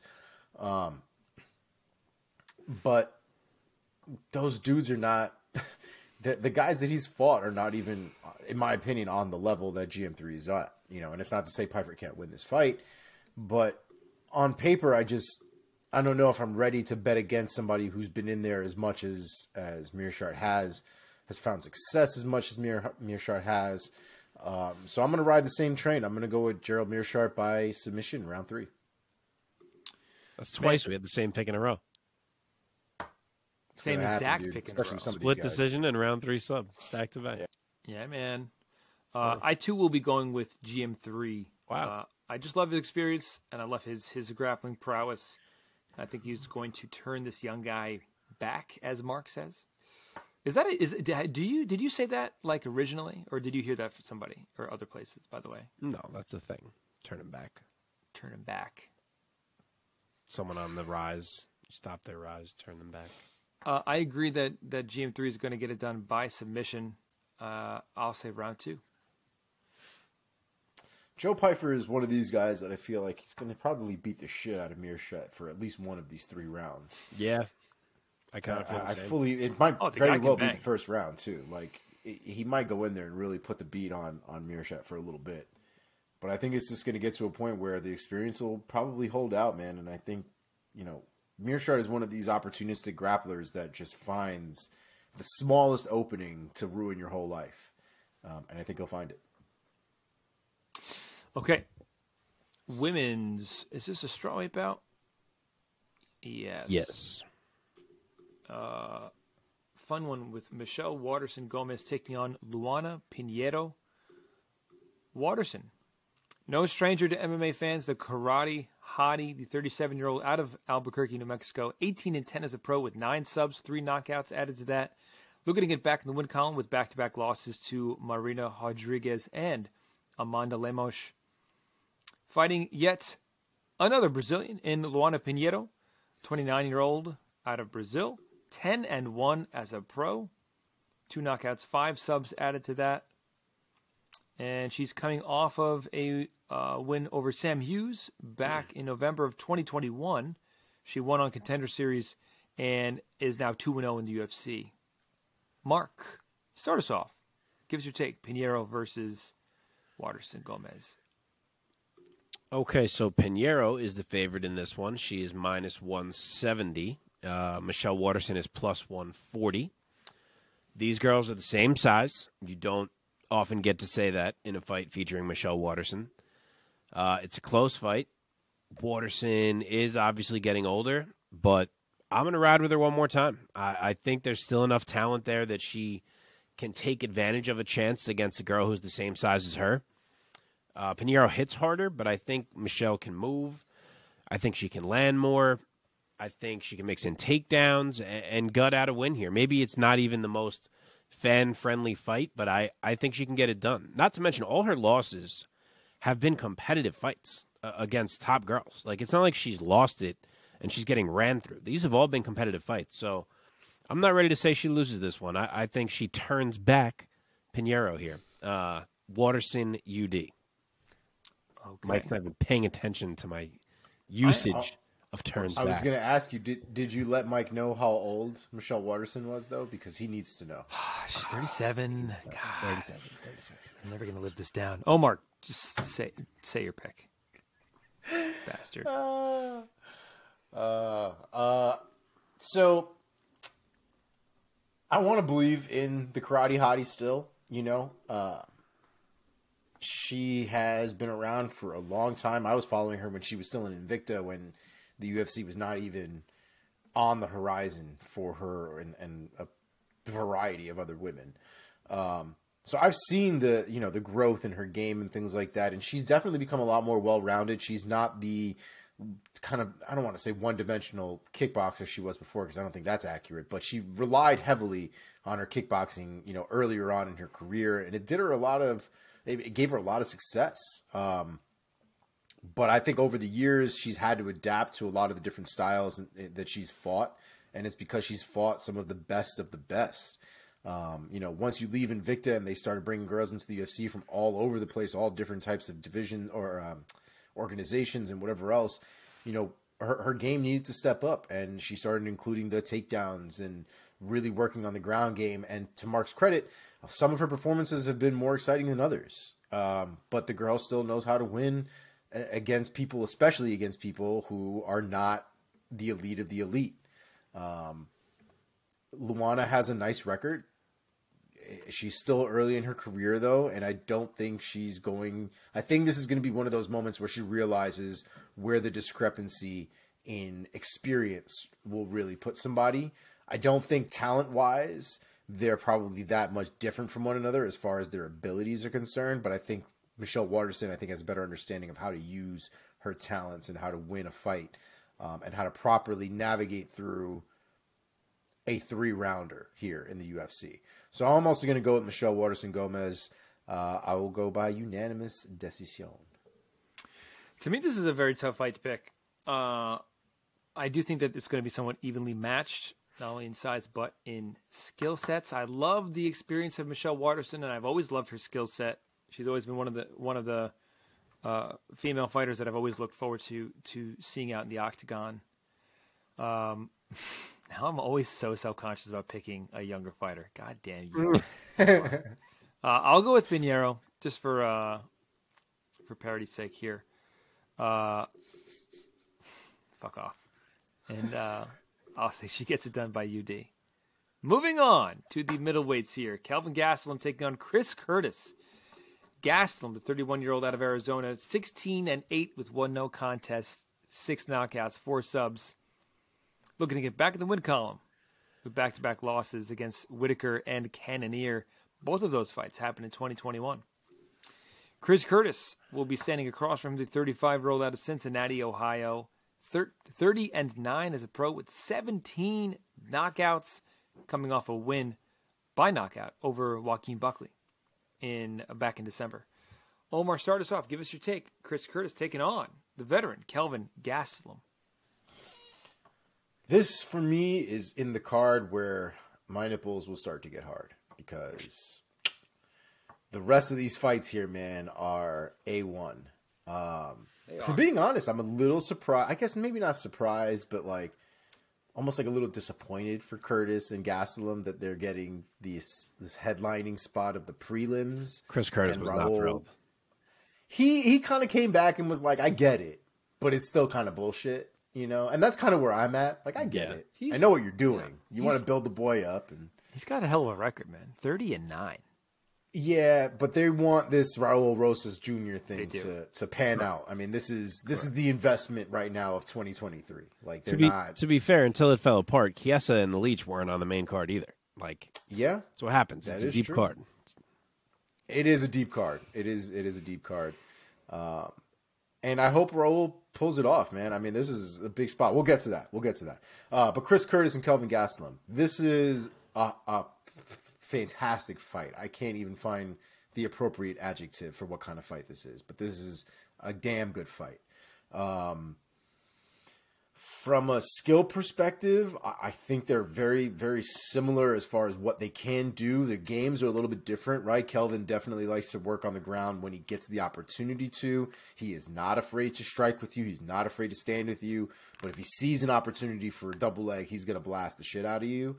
Chris Curtis, on the other hand, is, I guess in that sense, a little bit more of a reactive fighter. Right, he will strike, he will get in there with you, but if he does sense that there is a takedown or something, he is well-rounded enough to stop them and kind of continue to move forward. But I don't think Chris Curtis is going to be going out of his way to throw, to shoot double legs on Kelvin or anything like that. I think if anybody's going to be initiating the ground game, I think it'll be Kelvin. With that being said, the pace that Chris Curtis can put on may very well be the defining factor in this fight. Kelvin, we all know, has decent cardio, but at the end of the day, we've also seen Kelvin slowly fade. And while Kelvin doesn't quit, and Kelvin is definitely one to keep going, his ability to win, I think, will begin to wane as the rounds continue to go. And this is only a 3-round fight. It's not like we have to worry about a 5-round fight like he had against Izzy. But I think Chris Curtis's pace, I think, is just going to be too much overall. And I think it's going to get worse as the rounds continue to go on. So I'm going to go with Chris Curtis by unanimous decision. I don't think he puts him out, but I think he does outwork him at least 2 out of the 3 rounds. Okay, Mark. Like it. Very tight odds. Kelvin Gastelum is the favorite. He is minus 130. Chris Curtis is barely plus money at plus 105. All right. 1-inch height and 4-inch reach advantage for Chris Curtis, which could be a factor. I think this is going to be a dogfight. I really hope I'm not wrong, but I really see it. Kelvin Gastelum loves to be in the pocket to score, and Curtis is so good there, and I think we might see fireworks here. I never, ever, ever pick Chris Curtis fights correctly. When this fight was made, I thought I was going to go Curtis just because of the inactivity and the weird injuries and just the general feeling of like, I don't know what the fuck is going on exactly with Kelvin Gastelum. But the more I think about the fight, I think Gastelum's going to get this done. I think that he may just be too much of a dog to be deterred by Chris Curtis. I think he can hang in the striking.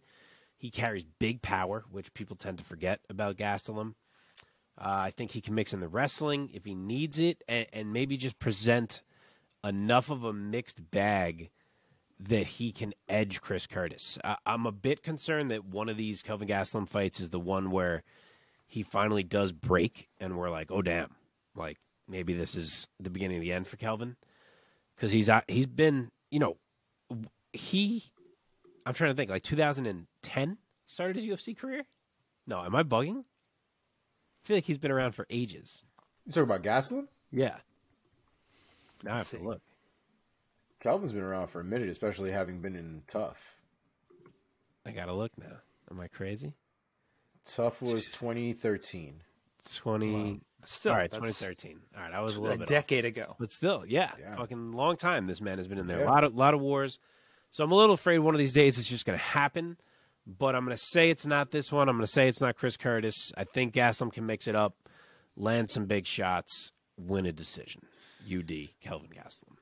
Dude, his tough finale win over Uriah Hall was April 13th, 2013, a decade almost to the day. Wow. Of this Dude, event. that was the first time I had spoiled something for Mark.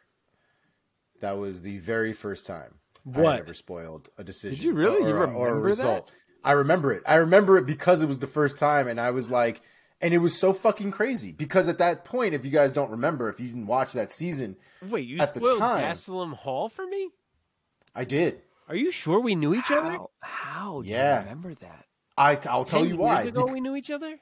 Yeah, that's how fucking crazy this is.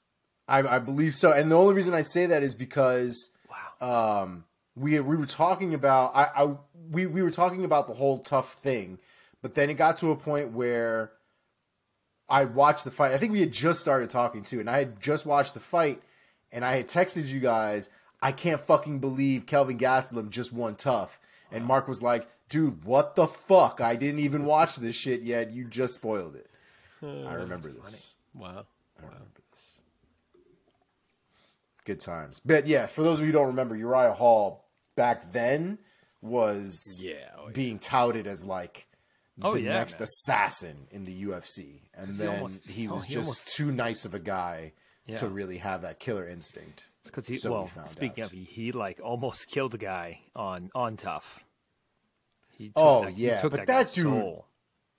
that dude should be selling fucking Ferraris somewhere. That dude should have never been a fighter. Bro, I wish I could sell Ferraris. Shit. That kid, I remember him talking to Adam something or another. He was like, I don't need to be here. Yeah. I've got a degree. I've got this. I've got that. I don't need to be here. I just really like fighting. And then he got roundhoused in the fucking mouth. And then where did he go? Gone. He went back to his normal life. Good for him. Do I need to go? Do I need to pick this now? You both went? Sure. Yeah, we Gastelum both went. If you'd like to. Yeah. I'm going Chris Curtis, man. Since Chris Curtis came on the scene for UFC when he knocked out Phil Hawes back in 21, I'm a believer in this guy. And he came to the UFC late. He's already 35, but he's 30-9 as a pro. He is now 4-1 in the UFC. He dropped a decision to Jack Hermanson, but he beat Phil Hawes by knockout. He TKO'd Brendan Allen, and he just recently knocked out the powerful and dangerous Joaquin Buckley. So that being said, combined with the fact that Kelvin Gastelum seems to be on a skid of his career, he has lost 5 of his last 6 fights. It helps Gastelum that as a middleweight, and Gastelum is the guy who I have always thought should try to get back down to 170, because he's only 5'8", 5'9". Ain't happening now. Very undersized middleweight, but it helps him in this weekend that he's fighting another somewhat undersized middleweight with Chris Curtis being only like 5'10". That being said, I'm a believer in Chris Curtis, and I think that Gastelum's on a slide. I think Chris Curtis is good just about everywhere. Yes, Gastelum has always had great striking, very talented striker, underrated power, as Mark alluded to. I'm going with Chris Curtis, though. I think he's going to get it done by UD. I think he's going to take 2 out of 3 rounds. I'll say 29-28 Chris Curtis. All right, here we go. Speaking of the devil, Raul Rosas Jr. taking on Christian Rodriguez. Raul Rosas Jr., El Nino Problema, the 18-year-old out of Santa Rosa, California. Let me say that again. The 18-year-old out of California.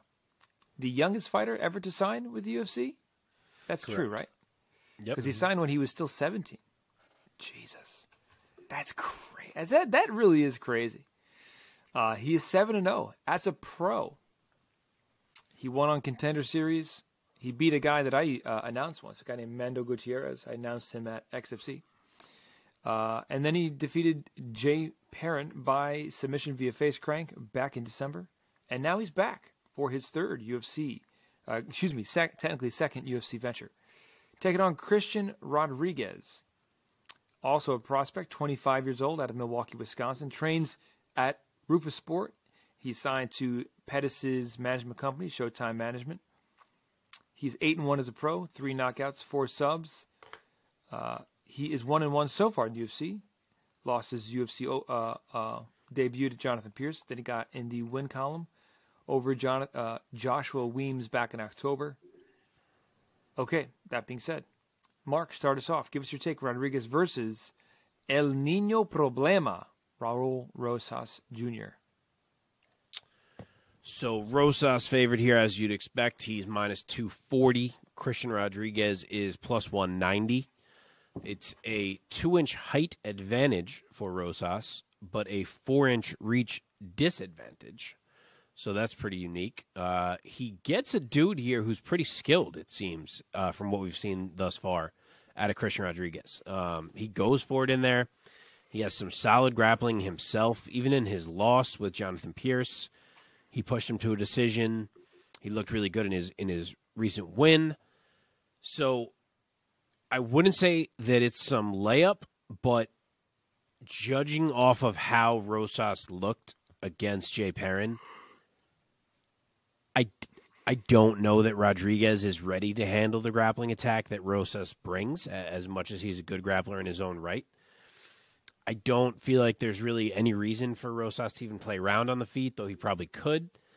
But I think that he can just overpower Rodriguez and bring this thing to the mat a few times, and that he can find a sub after a couple of them. He seems like he is that naturally gifted in the grappling. So I will go with Raul Rosas Jr.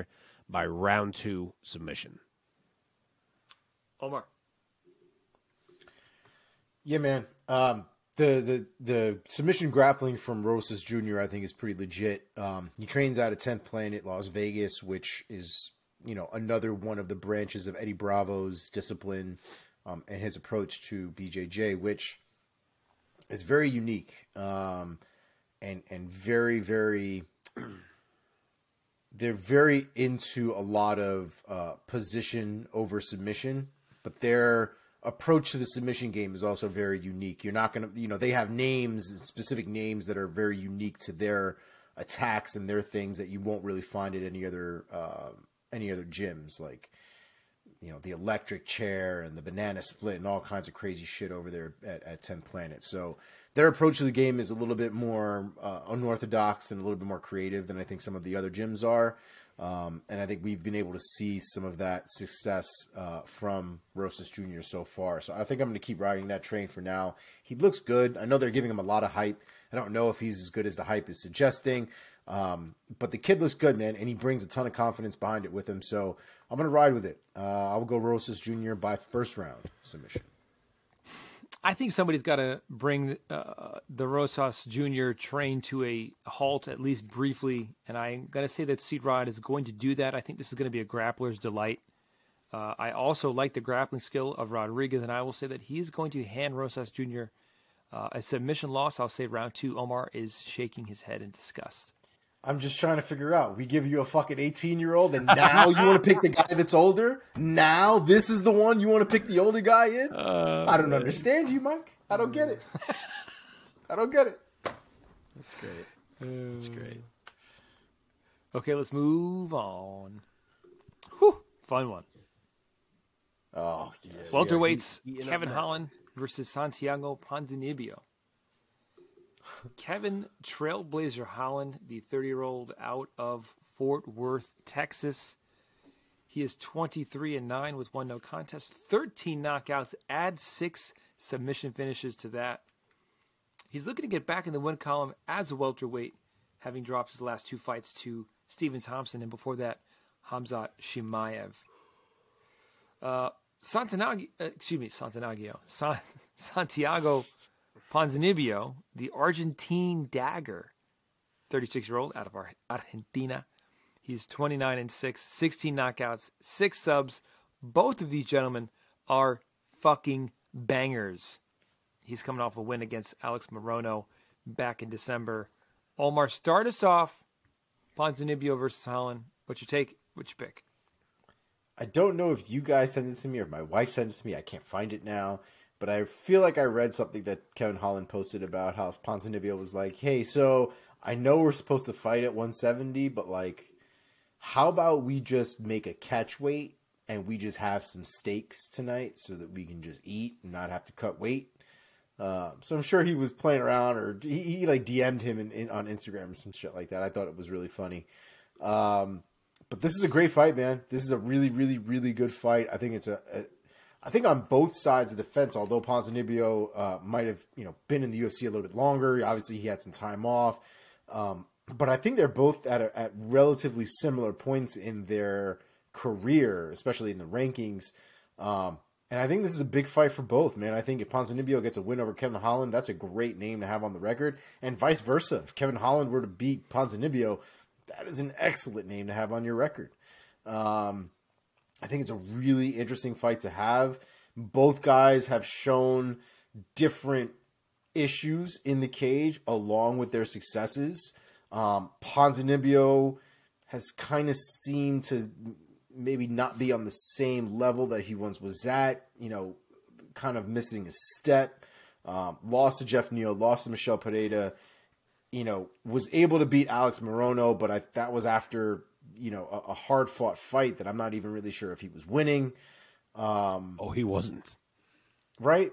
Yeah. So it's hard to say kind of what Ponzinibbio we should be expecting here, but if he's anything like the last 3 fights, we may expect a Ponzinibbio that might be wanting.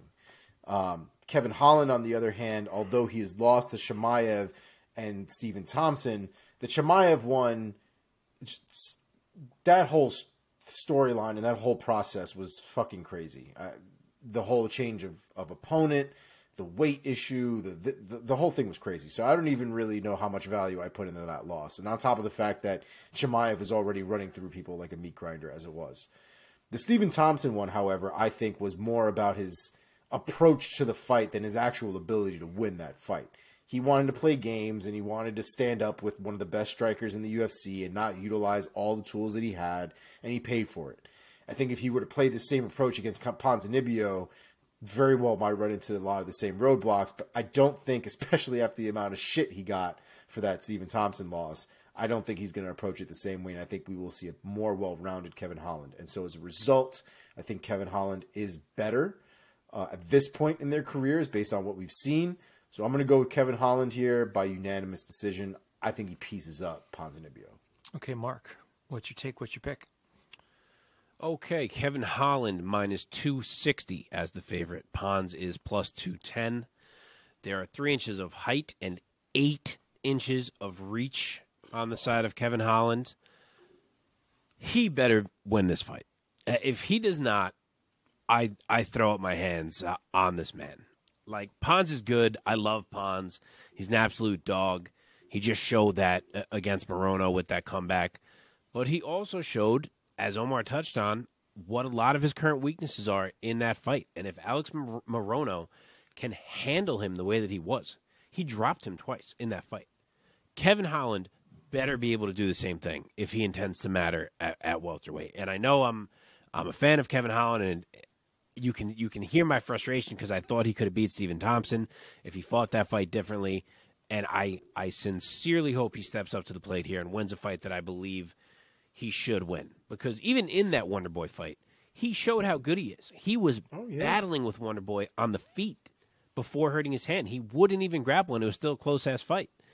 And Pons is a guy who does get hit. As I said, Alex Morono dropped him twice, and Alex Morono is not that guy. Kevin Holland carries way more power than Alex Morono is. So give me the reach of Holland. Give me the power of Holland. Hopefully a Holland who is in there to push his advantages. And I think that means a finish. I'm going to say club and sub, which I feel like I do often for Kevin Holland, but he just is that kind of guy. I will say club and sub, round 2, Kevin Holland. Yeah, I'm definitely rooting for Kevin Holland, although I'm definitely a Ponzinibbio fan. I mean, the guy's just such a fucking warrior. Warrior. We need some water. I will be taking Kevin Holland. But I'm with you, man. If he loses to Ponzinibbio, if he gets outworked, man, that'll be taking a lot of stock out of Kevin Holland at welterweight. He went 8-4 with 1 no contest in the UFC at middleweight. But after his first back-to-back losses to Brunson and Vettori, and then a no contest with Kyle Dawkins due to the accidental clash of heads, Holland said, I'm going to cut to welterweight. It actually was a return to welterweight. And he won his first 2 at welterweight very impressively, finishing both Alex Cowboy Oliveira and Tim Means. Then he stepped in with a matchup change against Chimaev. Was he supposed to fight D-Rod or? Yes. Yeah, okay. And then, he got run over by Chimaev, and he succumbed to the Chimaev wrestling onslaught. And then he just kind of got outshined by Wonderboy. And Wonderboy ended up kind of drubbing him before his corner stepped in, which was a real heat. I think more of a heat check than a 170 Chimaev at 170, losing to Thompson. I mean, look, Thompson is Thompson, man. He's just he's a unique guy at 170 pounds with the style that he brings. And it was the matchup, and it was also Thompson's striking skill. That being said, I'm still a believer in Kevin Holland's skill set, his talent, his attributes, his size, especially at 170 pounds. I'm going to be taking him. I'll say that he gets Ponzinibbio out of there. I'll say round 3 TKO for Kevin Holland. Oh, baby. Oh, baby. Let's go on. Whew, what a fight this is. Is this a bantamweight bout?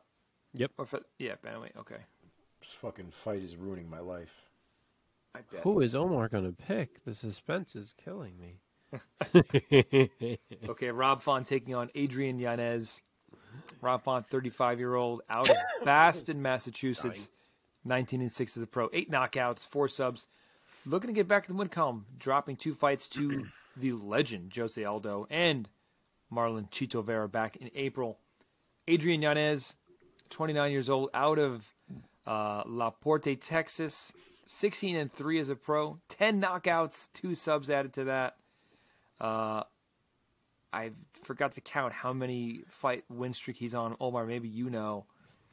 But after winning on Contender Series, he is undefeated, 5-0 in the UFC. Most recently, finishing Tony Kelly back in June of 2022. 9-fight win streak. 9-fight, thank you. Correct. Omar, start us off. Your boy, Adrian Yanez, taking on the very tough and very talented Rob Font. Yeah, man, this is balls for me. As far as the fight is concerned, I think this is going to be a hell of a fight. I think both of these guys might be some of the more technical stand-up fighters that we see, especially in the boxing realm. They love to scrap. They love to throw hands. I think we'll see some kicks here and there, but I wouldn't be surprised if there's just a ton of movement and a ton of hands getting thrown.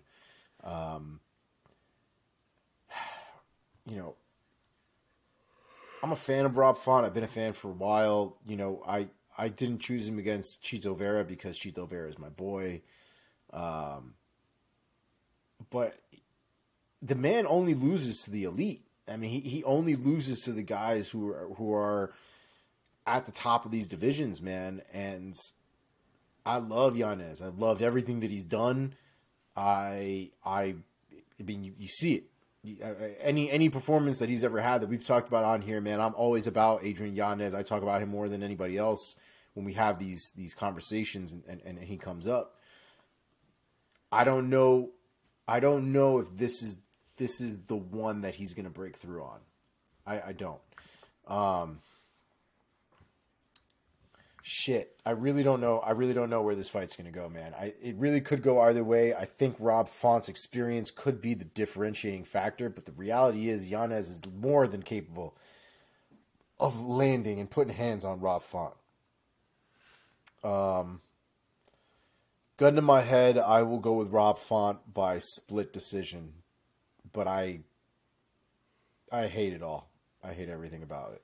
Wow, I eat my words without saying I know who I was going to pick. Wow, you didn't pick with your heart. Kudos to you. You made a real pick right there. I'm sorry, buddy. I'm sorry. Mark. Okay. The favorite, somewhat surprisingly to me, I guess maybe not because of the hype, but it is Adrian Yanez. He's minus 180. Rob Font is plus 150. There's 1 inch of height, 1.5 inches of reach on the side of Rob Font, so not anything huge. It honestly feels like it should be more. Like when I'm imagining them each in my head, I thought Font was going to have a bigger reach advantage than 1.5, but he does not. And yeah, this is hard. And the main reason it's hard is because if I remove Davy Grant from Adrian Yanez's resume, the dudes he has fought, Contender Series, Brady Huang. Then in the UFC, Victor Rodriguez, Gustavo Lopez, Randy Costa, and Tony Kelly. None of those guys are in the UFC. The only name on his resume is Davy Grant, who is legit, but he ain't Rob Font. So my point is, and I've said this before on this show, they skipped some steps here. Going to Rob Font. It is a very big jump, and because of that, I'm finding it a bit hard to evaluate because I feel like the only thing I have to go off is obviously how good Yanez has looked, but is like running back that Davy Grant fight in my head, which was a close fight. Yeah. So it's really tough to imagine how he is going to do across from a guy on the level of a Rob Font. And as Omar said, Font has only lost to studs, and he's a stud himself. But I always find myself when I analyze Rob Font fights coming back to how effective I think his jab will be against that particular opponent. Because his jab, I feel like, dictates everything else he does. And I don't think I see Adrian Yanez getting stuck behind a jab for long enough. I know we've seen him struggle with jabs before. He struggled really bad early with Randy Costa's jab, and he struggled with Grant's early. But it doesn't continue. He adjusts. I think his boxing IQ is too high to get stuck behind Rob Font's jab long enough for Font to win this fight. What I'm debating in my head is if I'm giving more of a 5-round take and forgetting that this is only 3 rounds. I'd be more confident in this take if it was 5. Knowing, like, even if it takes 2 rounds for Yanez to adjust, I think he's got time. 3 makes it a little trickier, but I'm going to stick with it. I just think that he analyzes so well, adjusts, figures it out as he goes. I think he can use his movement. Beautiful counters. I think he takes advantage of some phone booth-type moments where he can step in, body shots, all of it, to rack up points on Rob Font. Not to mention, Rob Font has taken a lot of damage lately. And sometimes you see that add up on guys. Like between Aldo and Chito Vera, he's gotten his ass whipped. So it wouldn't shock me if we see a little more fragility from Rob Font here. But I think Font probably wins early. I think the jab does work early. But I'm going to say Yanez adjusts in enough time to pull this off and take the cards 29-28. Real tough call, though. Yeah. Well, we have quite the situation on this show because Omar picked against Adrian Yanez, and both Mark and I are taking Adrian Yanez. And I'm not trying to like rub it in. I just wanted to say I'm a big believer in Adrian Yanez, and Yeah, it definitely gives me pause that the previous opponents, save David Grant, are no longer in the UFC. But I think that he has the skill set to be elite at 135 pounds. And it's a great point that Mark made that Rob Font has absorbed a ton of damage in his last 2 fights. So I'm going to go with Adrian Yanez. I'm going to say he gets it done by unanimous decision on scorecards. And Omar, I'm sorry. Man, the thing that really gives me pause about picking Adrian Yanez is the footwork. Adrian Yanez is very good when it comes to boxing and landing strikes and analyzing and adjusting. But Rob Font is just more mobile, and he always has been. And I think that's going to make him the more difficult fighter to find. I think, and we've talked about this in the past when we did the Aldo and we did the Chito Vera previews, where we talked about how their power was going to make the difference. That Rob Font would try to put on volume against guys who can just basically barrage him forward and interrupt those attack patterns, that momentum and that mobility. I don't think Adrian Yanez has that same type of like cannon power in his hands. I think he's also very much a volume fighter, and that's not to say Adrian Yanez doesn't have power, because that's obviously not true. But I don't think he's a juggernaut like that, right? Where he throws one punch and somebody's going all the way back to the cage because of the power that it had behind it. I don't think that's him. Adrian Yanez is very much technical, right? He does find angles. He cuts angles, and he's always landing shots. He's always trying to put combos together. He's also not a type of guy to throw one punch at a time. Definitely relies on his combinations. But I just think Rob Font's physical movement, his lateral movement around, jabbing around, I think that is what's going to edge the fight out for him. I don't think by any stretch of the imagination this is going to be dominant one way or the other. I don't think anybody's running anybody over. I don't think anybody is walking away with a clear 30-27 victory. I think this is going to be a really, really close fight, a really well-contested fight, and I just think the movement is going to be just that deciding factor in the end. Okay, buddy.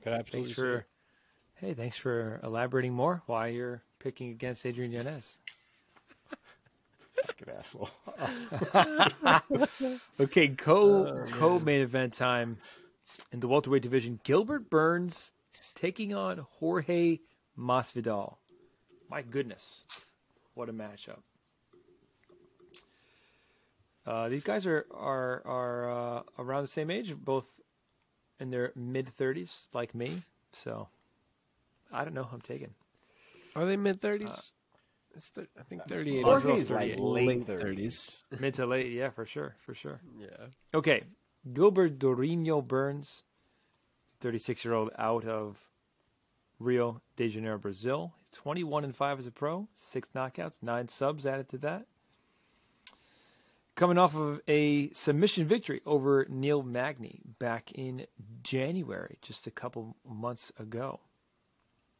He will be standing across from Jorge Gamebred Masvidal, the 38-year-old out of Miami, Florida. 35-16 as a pro, 16 wins by knockout. Coming off of a 3-fight losing streak, unfortunately, to Usman and Colby Covington. Covington fight was back in March of last year. So hasn't fought in a little over a year. Man, oh man. Mark, why don't you start us off? Give us the odds and then your opinion of how this fight is going to play out and the pick. So, obviously I knew the favorite would be Burns here. I think this is a little excessive. He is minus 490. Jorge Masvidal is plus 360. Kind of thought it'd be at least a little tighter than that. There is 1 inch of height and 3 inches of reach on the side of Jorge. And here we go. Jorge Masvidal gets a fight in his hometown in Miami with a golden opportunity to possibly punch a ticket and jump the line to fight Leon Edwards, or even to set up a rematch with Colby if they do Colby and Leon first and Colby happens to win. All he's got to do is get this one win, and he's right there. And you know the crowd's going to be nuts. You know the Scarface walkout is going to be hype as hell in Miami, and then I think it's all going to go downhill when the bell rings. I just don't see this going Jorge's way. First off, Gilbert Burns is a hell of a striker in his own right. But secondly, and more importantly, remember what Gilbert said after he beat Neil Magny. He said he is coming to sub everybody, which really indicated to me that he has shifted his game plan to take advantage of his greatest skill, which is his jits. And if that's the case here, and if he comes in looking for a takedown and doesn't let Jorge get comfortable on the feet, I think this is a real tough night for Jorge Masvidal.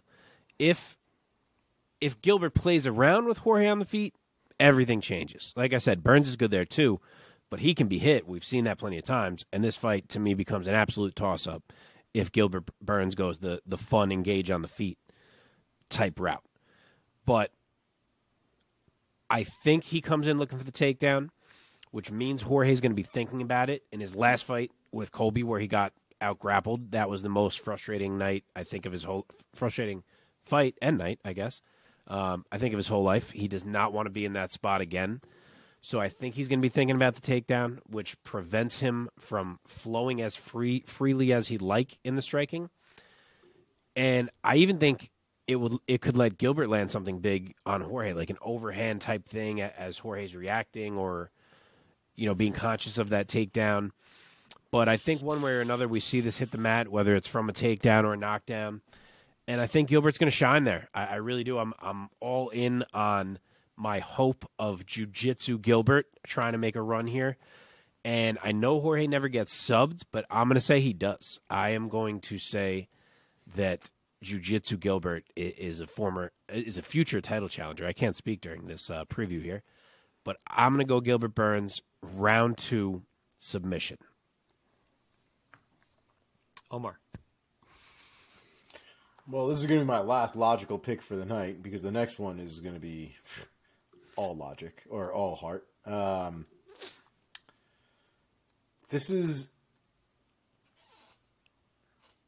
almost feel like Gamebred is gaslighting me when I hear him talk about how he could really beat Gilbert Burns. How like he's supposed to beat Gilbert Burns. How could he not beat Gilbert Burns? And in my head, I'm like, what do you mean, dog? Like, Gilbert Burns will fucking destroy you. Like, Gilbert Burns is a monster. I don't know if we're looking at the same guy here. You know what I mean? Like, I get you need to have your confidence, but like, I hope he knows full well that Gilbert Burns will fucking murder him. I hope he knows. Burns' jiu-jitsu is really nasty, and to follow up on your point, Mark, about Jiu-Jitsu Burns showing up, I don't think we're seeing Jiu-Jitsu Burns never not show up again.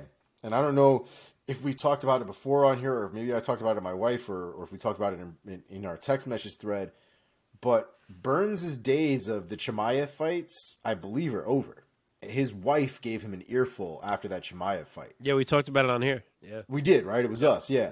Chimaev, after that Chimaev fight, his wife was like, no more of that bullshit ever. No more. And so he's, after the Neil Magny fight was the beginning of his, I can't fight the way I fought the Chimaev fight ever again. Like, my wife was not okay with it. And he doesn't need to fight that way. He doesn't need to be stupid, because that wasn't the smartest. It was a fantastically entertaining fight. Don't get me wrong. Oh, yeah. It just wasn't smart on either one of their parts, to be fairly honest. For just a quick interjection, of all the dripping in accolades type jiu-jitsu dudes who have come to MMA, you could say that he relies on his the least. Yeah. Totally. And hopefully that's not the case going forward. But I will say, if it does end up going to the ground and it does end up being a jiu-jitsu fight, the thing that Masvidal always has a problem with, I don't know if he gets submitted, because he did, survive against Damian Maia, which is not an easy feat in and of itself. But at the same time, Masvidal has no aggressive submission wrestling, right? There is no counter once you get down to the ground. And once you're down to the ground, Masvidal will just purely be surviving. There will be no fight from Masvidal on the ground, if that makes sense, right? It's going to be purely Burns looking for an opportunity and Masvidal trying to stop those opportunities from happening. But at no point is Masvidal going to be looking for opportunities to do what Gilbert is looking to do, right? Submissions or ground and pound or whatever the case is. Like, Masvidal will be purely in defensive mode if he's on the ground. And it's hard for me to see Gilbert Burns not being able to get at least one takedown in that fight to cause some real issues going forward. There is something to be said about the fact that Gilbert Burns is not a wrestler. He works with a lot of wrestlers at ACT, and I'm sure he's got some experience there. But like, we're not seeing GSP blast doubles from Gilbert Burns, right? At best, we might see some body locks into trips. We might see potentially a single leg, maybe. A couple of creative ways to take people down that, we see a lot of jiu-jitsu guys, but we're not seeing the Colby kind of takedowns. We're not seeing the Kamaru kind of takedowns from Gilbert Burns, I would imagine. I still think it's a tall order for Jorge, man. On paper, Jorge's got, I guess, a puncher's chance, or however you'd want to call that. He's definitely got the ability to lay Gilbert the fuck out if he lands. Yep. But trying to land something clean on a guy who's not really trying to let you fight is going to be a tall order, and one that Masvidal has shown time and time again he can't rise to that occasion. Between Colby and Kamaru, those were two guys that had no intention of letting Jorge Masvidal fight, and he had no way of stopping them from doing that to him. So I think it will be very similar in this Gilbert Burns fight as well. And I think Burns takes a decision all 3 rounds, riding him on the ground. Yeah, man. If you're an MMA fan, how do you not love both of these guys? Yeah. Masvidal, such a veteran, such a legend. And I mean, a guy who's experiencing quite a bit of success, quite a bit of late career success. Man, yet another example of a guy who was kind of bordering, like, kind of journeyman-esque status. Lightweight, welterweight, and then one fucking flying knee sends this man into the stratosphere of stardom. Well-deserved. Well-deserved. Right after knocking out Darren Till. But, man, that flying knee over Ben Askren, man, just, it made him. It made him. I would still consider him a journeyman, to be honest. He's just probably the one that has found probably some of the most success out of the journeymen that we may know of. Yeah, I mean, I would say that I think that flying knee kind of broke him out of that status. And I mean, a journeyman, it kind of carries a bit of a negative connotation. So yeah, it's such a tough word because it can mean so many things. Yeah, I guess for me, I just called Daniel James a journeyman before. So, like, we're certainly not calling Masvidal one in that capacity, but, like, in a different capacity, you can call him that. You know what I mean? It's like, it's a hard one. I think for me, journeyman has always been a guy who, there are guys like Colby and like Kamaru who come in with all of these fucking accolades, all of these things, and it's like you expect nothing but for them to reach the top of the mountain, right? And then you've got guys like Jorge Masvidal who come from the streets, who don't have a wrestling background, who don't have a jiu-jitsu background, who, literally have sandpapered their ass all the way up into the elite of the elite. I mean, who would imagine that a street fighter from the backyards of Miami would not only go on to have a great MMA career, but also be able to stop submission murderers like Damian Maia? I mean, nowhere would you think that a guy who grew up literally bare knuckle boxing in fucking jorts would be able to stop Damian Maia from subbing him. Okay? Yeah. And I think for me, that's the journeyman part for me, I think is kind of a compliment in my opinion, because I think he's surpassed any expectation that I think anybody's ever had of him based on where he comes from, right? Again, if you look at guys with the collegiate accolades and all these other stuff, I think there are expectations that are put on them as a result. But Masvidal has made his way up, man. He, like I said, journeyed. He's journeyed his way through this entire life of MMA, and he's done really well for himself. He's made a name for himself. And you're right, it took a long time for him to be respected with the accolades and the things that he's been able to do in MMA late in his career. And I think he's finally getting it now, and I'm happy for him. But I just think he's about to run into a real bad brick wall with Burns. I agree with that whole take, but you have changed the definition of journeyman. Did I? A journeyman means like someone who's like gets the job done, but they're not fantastic. Like that's like if you Google journeyman, that's what that means. Oh, well, that's a stupid fucking definition for journeyman. Yeah, like a journeyman in like a different sport, like in the NBA, it's a guy who has played. He goes on a journey because he travels the country because he plays for like 10 different teams because he keeps getting traded and waived and. Yes, and like he matters now and then, but he's never going to be like a factor like that. Yeah, see, I don't follow any of the sporty sports, so I didn't know that being said, I take that back. Jorge Masvidal has never been a journeyman, but he was a guy who, at lightweight, he would win a few, lose a few. Yes, no, for sure. That being said, I always liked him better at lightweight. I've never loved his move up to 170 pounds. I never felt like he was a giant lightweight who like had a hard time cutting weight. So yeah, even though he has an inch over Gilbert Burns, I think Burns is a much stockier, bigger guy. That combined with the fact of Burns' jiu-jitsu pedigree, yeah, man, it's tough to not pick Gilbert Burns. I am gonna say I think jiu-jitsu Burns shows up, and I think he goes to work, man. Masvidal, I think he's got to strike early, almost a la Ben Askren. The Ben Askren fight. I don't think he's going to land something like that on Gilbert Burns, but in that kind of fashion, he's got to come out the gate hot, swinging, hoping to land something significant on Burns. But I see Burns securing a takedown, going to work, doing what he does best. I'm going to say round 2 submission for Gilbert Burns. Yeah. I think this might be for Masvidal too, man. I think we see him drop the... if he does lose this fight, it would seem apropos to just let it be in Miami. You know what I mean? Drop your gloves in a place where they actually love this man. You know? He said it. Seems appropriate. Yeah. He said if he loses, that's probably it. Yeah. And it makes sense. And he's a busy man. He's got his name on like 3 different promotions now. He's killing How it. good is He's fucking Game killing Bread it. Boxing doing already? How good? I know. First of all, I don't know if you guys saw that event. I saw clips of it. I didn't actually get to watch it. But, bro, those motherfuckers were there to fight. Yeah, I man. mean, they scrapped. Yeah, the Aldo and the Jeremy Stevens one has been getting so much buzz about the back and forth between the two of them. Oh, I got to watch it. Yeah. Okay, main event. Let's do this. It is the MMA rematch between Alex Pereira and Israel Adesanya. So the two fought back in November. Their first fight together in MMA. They fought twice before in kickboxing. Pereira got both of those W's, one time knocking out Adesanya.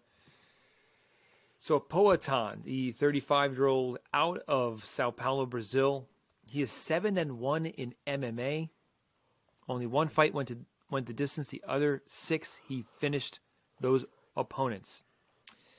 He is on a 7-fight win streak. So he lost his first fight in the sport and has not lost since. Israel, the last style bender, Adesanya, the 33-year-old out of Nigeria. He's 23-2 as a pro, 15 knockouts of his own. Of course, he's coming off of that loss, looking to get his UFC middleweight title back. Omar, start us off. Give us your take. Adesanya versus Pereira. Here we go. This is the one where I am not choosing against Israel Adesanya. If we go down, we go down, kid. The ship goes down, Titanic style. I'm ready for it. It is what it is. I'm gonna ride with him, man. I think Israel had a good performance in the first fight. I think a lot of people give him a lot of shit for whatever reason. I'm assuming it's probably because they don't really like him for whatever reason. But I thought Israel did a really good job in that first fight. Obviously, I think he took he cracked Pereira at the end of that first round. Yeah. Had him on wobbly legs. Said he had maybe 30 seconds longer. That fight could have definitely been done. Not even. I think 5 seconds longer. Yeah. And as the fight went on, man, I thought Izzy was getting the better of some of the exchanges. I thought his distance management was a lot better than Pereira was. And I think it got to a point where at the end of that fight, Pereira just caught him. I really think that's what it was. And I think Izzy fucked up. You know, he had a momentary lapse in his abilities and what he was doing and his focus, and it cost him the entire fight. And I don't think that makes Pereira a better fighter than Israel Adesanya, but it does make Alex Pereira just a dangerous man to be across from. Obviously, that man is gigantic. He hits like a fucking truck. He is, I think, significantly bigger than Israel Adesanya is from a weight perspective. And it presents a lot of issues when it comes to the power, especially when you have a referee who knows this as well and is having to take that into consideration as to when he needs to stop the fight. I still don't necessarily agree with the stoppage because I do think Israel was still moving and still trying to avoid punches, and there's always going to be the argument that, you know, the referee saved him from any future damage. And I mean, I'm sure that that's true. But the consistent argument that I've heard for that is that they had to take into consideration the fact that Alex hits like a beast. Like if that was Colby Covington, they probably wouldn't have stopped that fight, right? Just in terms of the pillow hand bullshit. So with that being said, I think that Israel has to be even more prepared for this fight. I don't think the mental aspect of it is going to get the better of him. I think he's still going to be well-grounded here in this fight. From a mental perspective, I think he'll be prepared.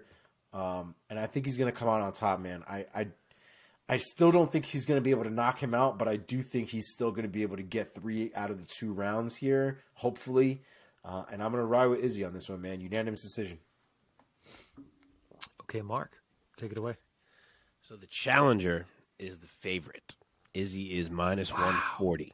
I can't believe that. Believe it, baby. Alex Pereira is plus 115. Now, I don't know what the line opened at. So that's not guaranteeing Vegas set Izzy as the favorite. It may have just been that they were like pick-em-ish and money came in Izzy's way from the public. But yeah, minus 140 Izzy, plus 115 Pereira. I am taking Israel Adesanya. Wow. I do not believe this man can go 0-4 in 4 fistfights with Alex Pereira. I just don't.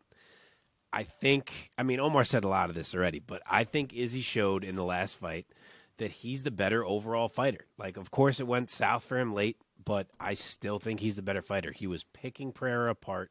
He had Pereira frustrated. He was mixing in the wrestling beautifully. Pereira couldn't do anything about it. I don't see any reason he can't do all of that again. I do think he'll kick less. Pereira checked a ton of kicks last fight, and Izzy paid for it, as we know. Yeah. But I think he mixes in the wrestling again. I think he maybe pushes a little bit more of a pace than you usually see from Izzy so that Pereira can't play as much of his Terminator-type game and maybe has to back up a bit more now and again. And I think he's going to put Pereira down. Remember, he almost did it last fight, as we just said. Round 1, 5 more seconds. Would have been over in favor of Izzy. And I know Pereira's frightening, and he's enormous for this weight class, and he's a weight bully, and that he carries this silly, silly power. But I just think Izzy is better, and I'm going to pick the guy that I think is better. If Pereira does this again, I'm going to have to eat my words and just accept that he's this good. But this is a guy who had a really competitive fight with Bruno Silva. And Israel Adesanya is leagues ahead of Bruno Silva. And again, he showed it all of last fight until things went south late. And I maintain that the drop foot scenario is the only reason that they did go south. Izzy couldn't move anymore, and not being able to move in front of Pereira is the scariest situation I can imagine, and that's where Izzy got stuck. And it still shouldn't have been fucking stopped. But anyway, I think Izzy does it in style this time. I think he fights a little freer, knowing that he already lost and that this is his last shot, and whatever happens in here happens. I love the way he has handled this loss for what it's worth. And yeah, I think he fights a little freer, a little bit more of a pace, throws a few more, maybe what you would call risky shots, and finds one that closes the show. I say Izzy takes back his belt, round 3, TKO. Fuck yeah. Mike, go ahead and rain on this parade. I am. You felt it, huh? Yes, I knew. I cannot believe that Pereira is the underdog in this fight. I just can't believe it. The guy has defeated the man in fighting 3 times now. What do you mean he's the underdog? Are they crazy? As much as I love Izzy, man, and I love him, he's one of my favorite fighters. I just can't. I can't pick him in this fight. I just can't. I think that Pereira has already shown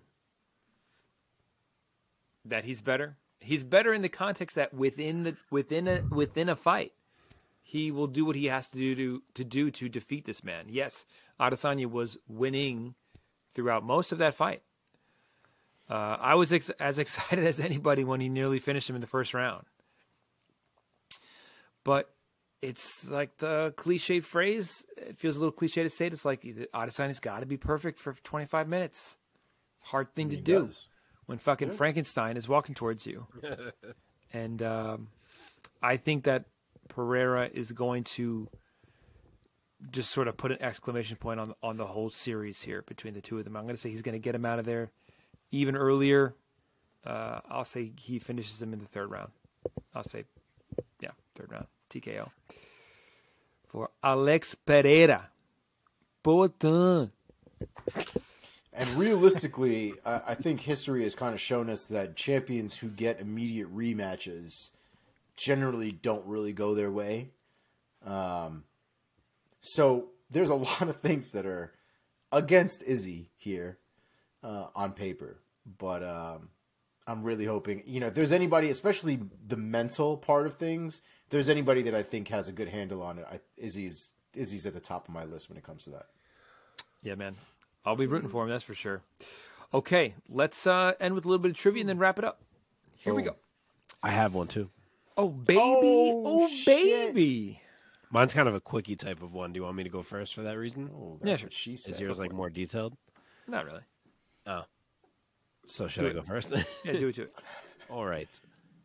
It's just a quick multiple choice. Alex Pereira is the X number UFC middleweight champion in history. A. Oh, wow. 8. B. 10. C. 12. D. 14. Wait, what is the question? How far does it go back? What number UFC middleweight champion in history is Alex Pereira? Oh, I got you. 8, 10, 12, 14. The first middleweight champions who is, like, I can never remember that fucking guy's name. Wait a second. For the life of me. It's a random-ass guy. I was going to say like 4. Wow. 8, 10, 12, or 14, you said? Shit. Yes. No fucking way. Oh, my God.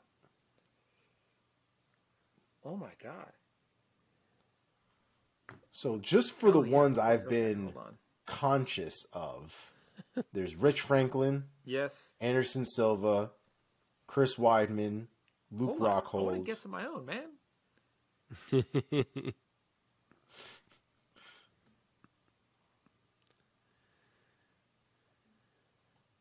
Yeah, Rockhold. Why can't I think of who beat the shit out of Rockhold? Fucking Bisping. Are you kidding me, dude? Oh, right. Sorry. One of the greatest wins ever. Yeah, man. Yeah. And then Bisping lost to GSP. Vegas. And then GSP gave up the belt.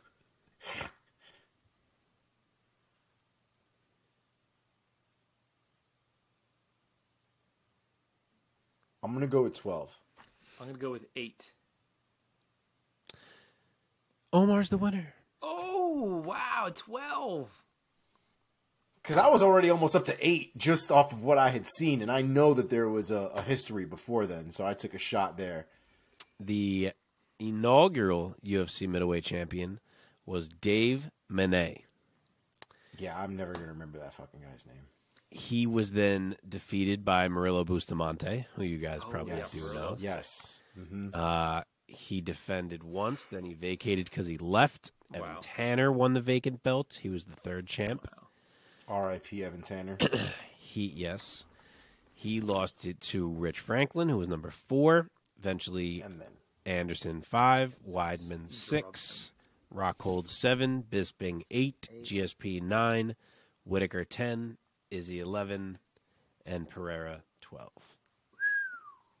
You forgot Whitaker, Mike, huh? I sure did. I saw you make the face. Yep. Intriguing. For some reason, of course of course Whitaker was he was a great champion. But in my head, I feel like Adesanya never let him get the belt. But of course, I know, dude. I had the same thoughts, to be honest. I totally forgot Whitaker won just because of how long it is he's now been champion or was champion. Yeah. Okay. Hit us, Mike. Even though Alex Pereira, sorry, fucking love fucking Brazilian Portuguese. Even though Pereira is the scarier knockdown artist in this rematch, Israel Adesanya has the second most knockdowns in title bouts in UFC history. Really? Wow. Interesting. I wouldn't have In thought all that. of UFC across all the weight classes? Correct. He What has is the shit. second most knockdowns in title bouts. Never would have thought that. Who is numero uno? Is it Kamaru Usman, George St. Pierre? Me and Mark had the same fucking face. The fuck? You hating on Usman? For knockdowns, a little bit. Not the name I was expecting, I'll tell you that. Yeah. He's up there. These are all names that are up there. Gave his name, yeah. And Who it's was the very next- close. Who was the second name? I only heard Kamaru Usman, George St. Pierre, Chuck Liddell, or Anderson Silva. Most knockdowns in title bouts. Yeah, I mean, the two who came into my brain right away were Liddell and Silva. Oh, baby. So Volkanovski came into my head, but I guess he's not there yet. this is an interesting, knockdowns. A lot different than knockouts. You don't necessarily have to have true knockout power to accumulate the knockdowns. And they had to have been in title fights. Yep. Total knockdowns in title bouts in So the UFC. Forrest Griffin one where he just abused him doesn't even count. Correct. Yeah, I guess so. That's He did knock down Forrest quite a few times in that fight. Bro, at least 3 or 4 in the one fight. Fucking madness. I'm gonna say Anderson because that's what I want the answer to be. I'm going to go with Liddell. I'm going to go with the Iceman on this one. Well, saying that Anderson and Liddell were the top two that came to your mind was a good idea. The answer is Anderson, the Spider Silva. Anderson had 10 knockdowns total in title bouts. Adesanya has 8 knockdowns in title bouts. Wow. Liddell, GSP, and Usman are tied for third, each with 7 knockdowns in title bouts. What the fuck? Jeez. Yeah. It is a bit of a head scratcher for Usman. Who did he knock? Obviously, He must have knocked down everybody. Jorge. Gilbert's the only one that I remember him knocking down. Did he Well, knock Jorge, down Gilbert? obviously. But is that down or out? Are we I think doing it the counts same? for Of course, both. a knockdown is part of a knock. I mean, A knockout is a of course, a knockdown. knockout is part of a knockdown. Do they count knockdowns when you get knocked out? Yeah, is that's that literally what we're technically- saying right now. Oh, For okay. sure. How could you not? He knocked down. So, did yes, he I knock remember down the Gilbert Burns? Did he knock down Burns a few times in that fight? I think he did. I only remember one. But I think maybe... it was just the one that jab that put him on his ass. So that would be 2. How many times did he knock down Colby? Maybe a couple? In the Twice, 2 maybe. fights? So 4 we're at? What are the rest? Oh, maybe more actually, because he did knock him down in the second fight, but he knocked him down a couple times in the first one too. Shit, maybe he. Yeah. Maybe it's 3 total with Colby? He didn't knock down Jorge at all in the first fight. Nope, he never knocked down Leon, right? No. And then the only other one is Woodley, who I don't remember him knocking down. Dog, did he really just rack all that up fighting Colby twice? Maybe. That's fucking crazy. Or maybe he dropped Burns twice and we're forgetting? Maybe he dropped Colby twice. Well, that's what we said. No, it was yeah. more than he dropped Colby twice in a fight. Maybe it was they 2 fought and twice. 2. If it was 2 and 2 for Colby, 1 Burns, 1 Jorge, that's 6. We're still missing 1. Yeah, I don't know. Wow. Well, yeah, we may never I really know. didn't expect Kamaru to be on that list. That is very surprising. Yeah. Did he knock down Edwards in their first fight? No, In I their don't first think title so. fight. Oh, in their first fight. No, that first No, fight in was their probably first the title fight. least. No. Not that I recall. No. The first round went to him, and then they just kept going for the rest of the 4 rounds, but there were no knockdowns. Oh, well, who knows? Anybody watching, if you do know and have kept stats, let us know down below. All right, let's wrap this thing up. Thank you for listening. Thank you for watching. Drop your comments below. Let us know what you think about our takes. Tell us yours. And, man, enjoy the fights this weekend. PFL action continuing on the regular season. And UFC 287, Pereira versus Adesanya. What a great weekend for fighting. Yeah, dude. This is a great card. All right, man. Might not see you guys next week because I might have a child. Yeah, wow. We'll see. All right. Yeah. It might be If the I don't Omar talk to and you, Mark show. If I don't talk to you guys soon, also find me on UFC Fight Pass towards the end of the month. April 23rd, Anthony Pettis Fighting Championship, number 4, Night of Champions. Pettis is introducing his championship belts for a few of his divisions. I think there's going to be 4 title fights. Nice. And inaugural champions being crowned. So cash me on Fight Pass. Fuck it. The belts look nice, dude. I saw them on do. his Instagram. They look like real nice belts. They do. I try to take a picture with them. Yeah. All right, boys. Have a great night. Boom. Talk soon. Later. Peace. Peace.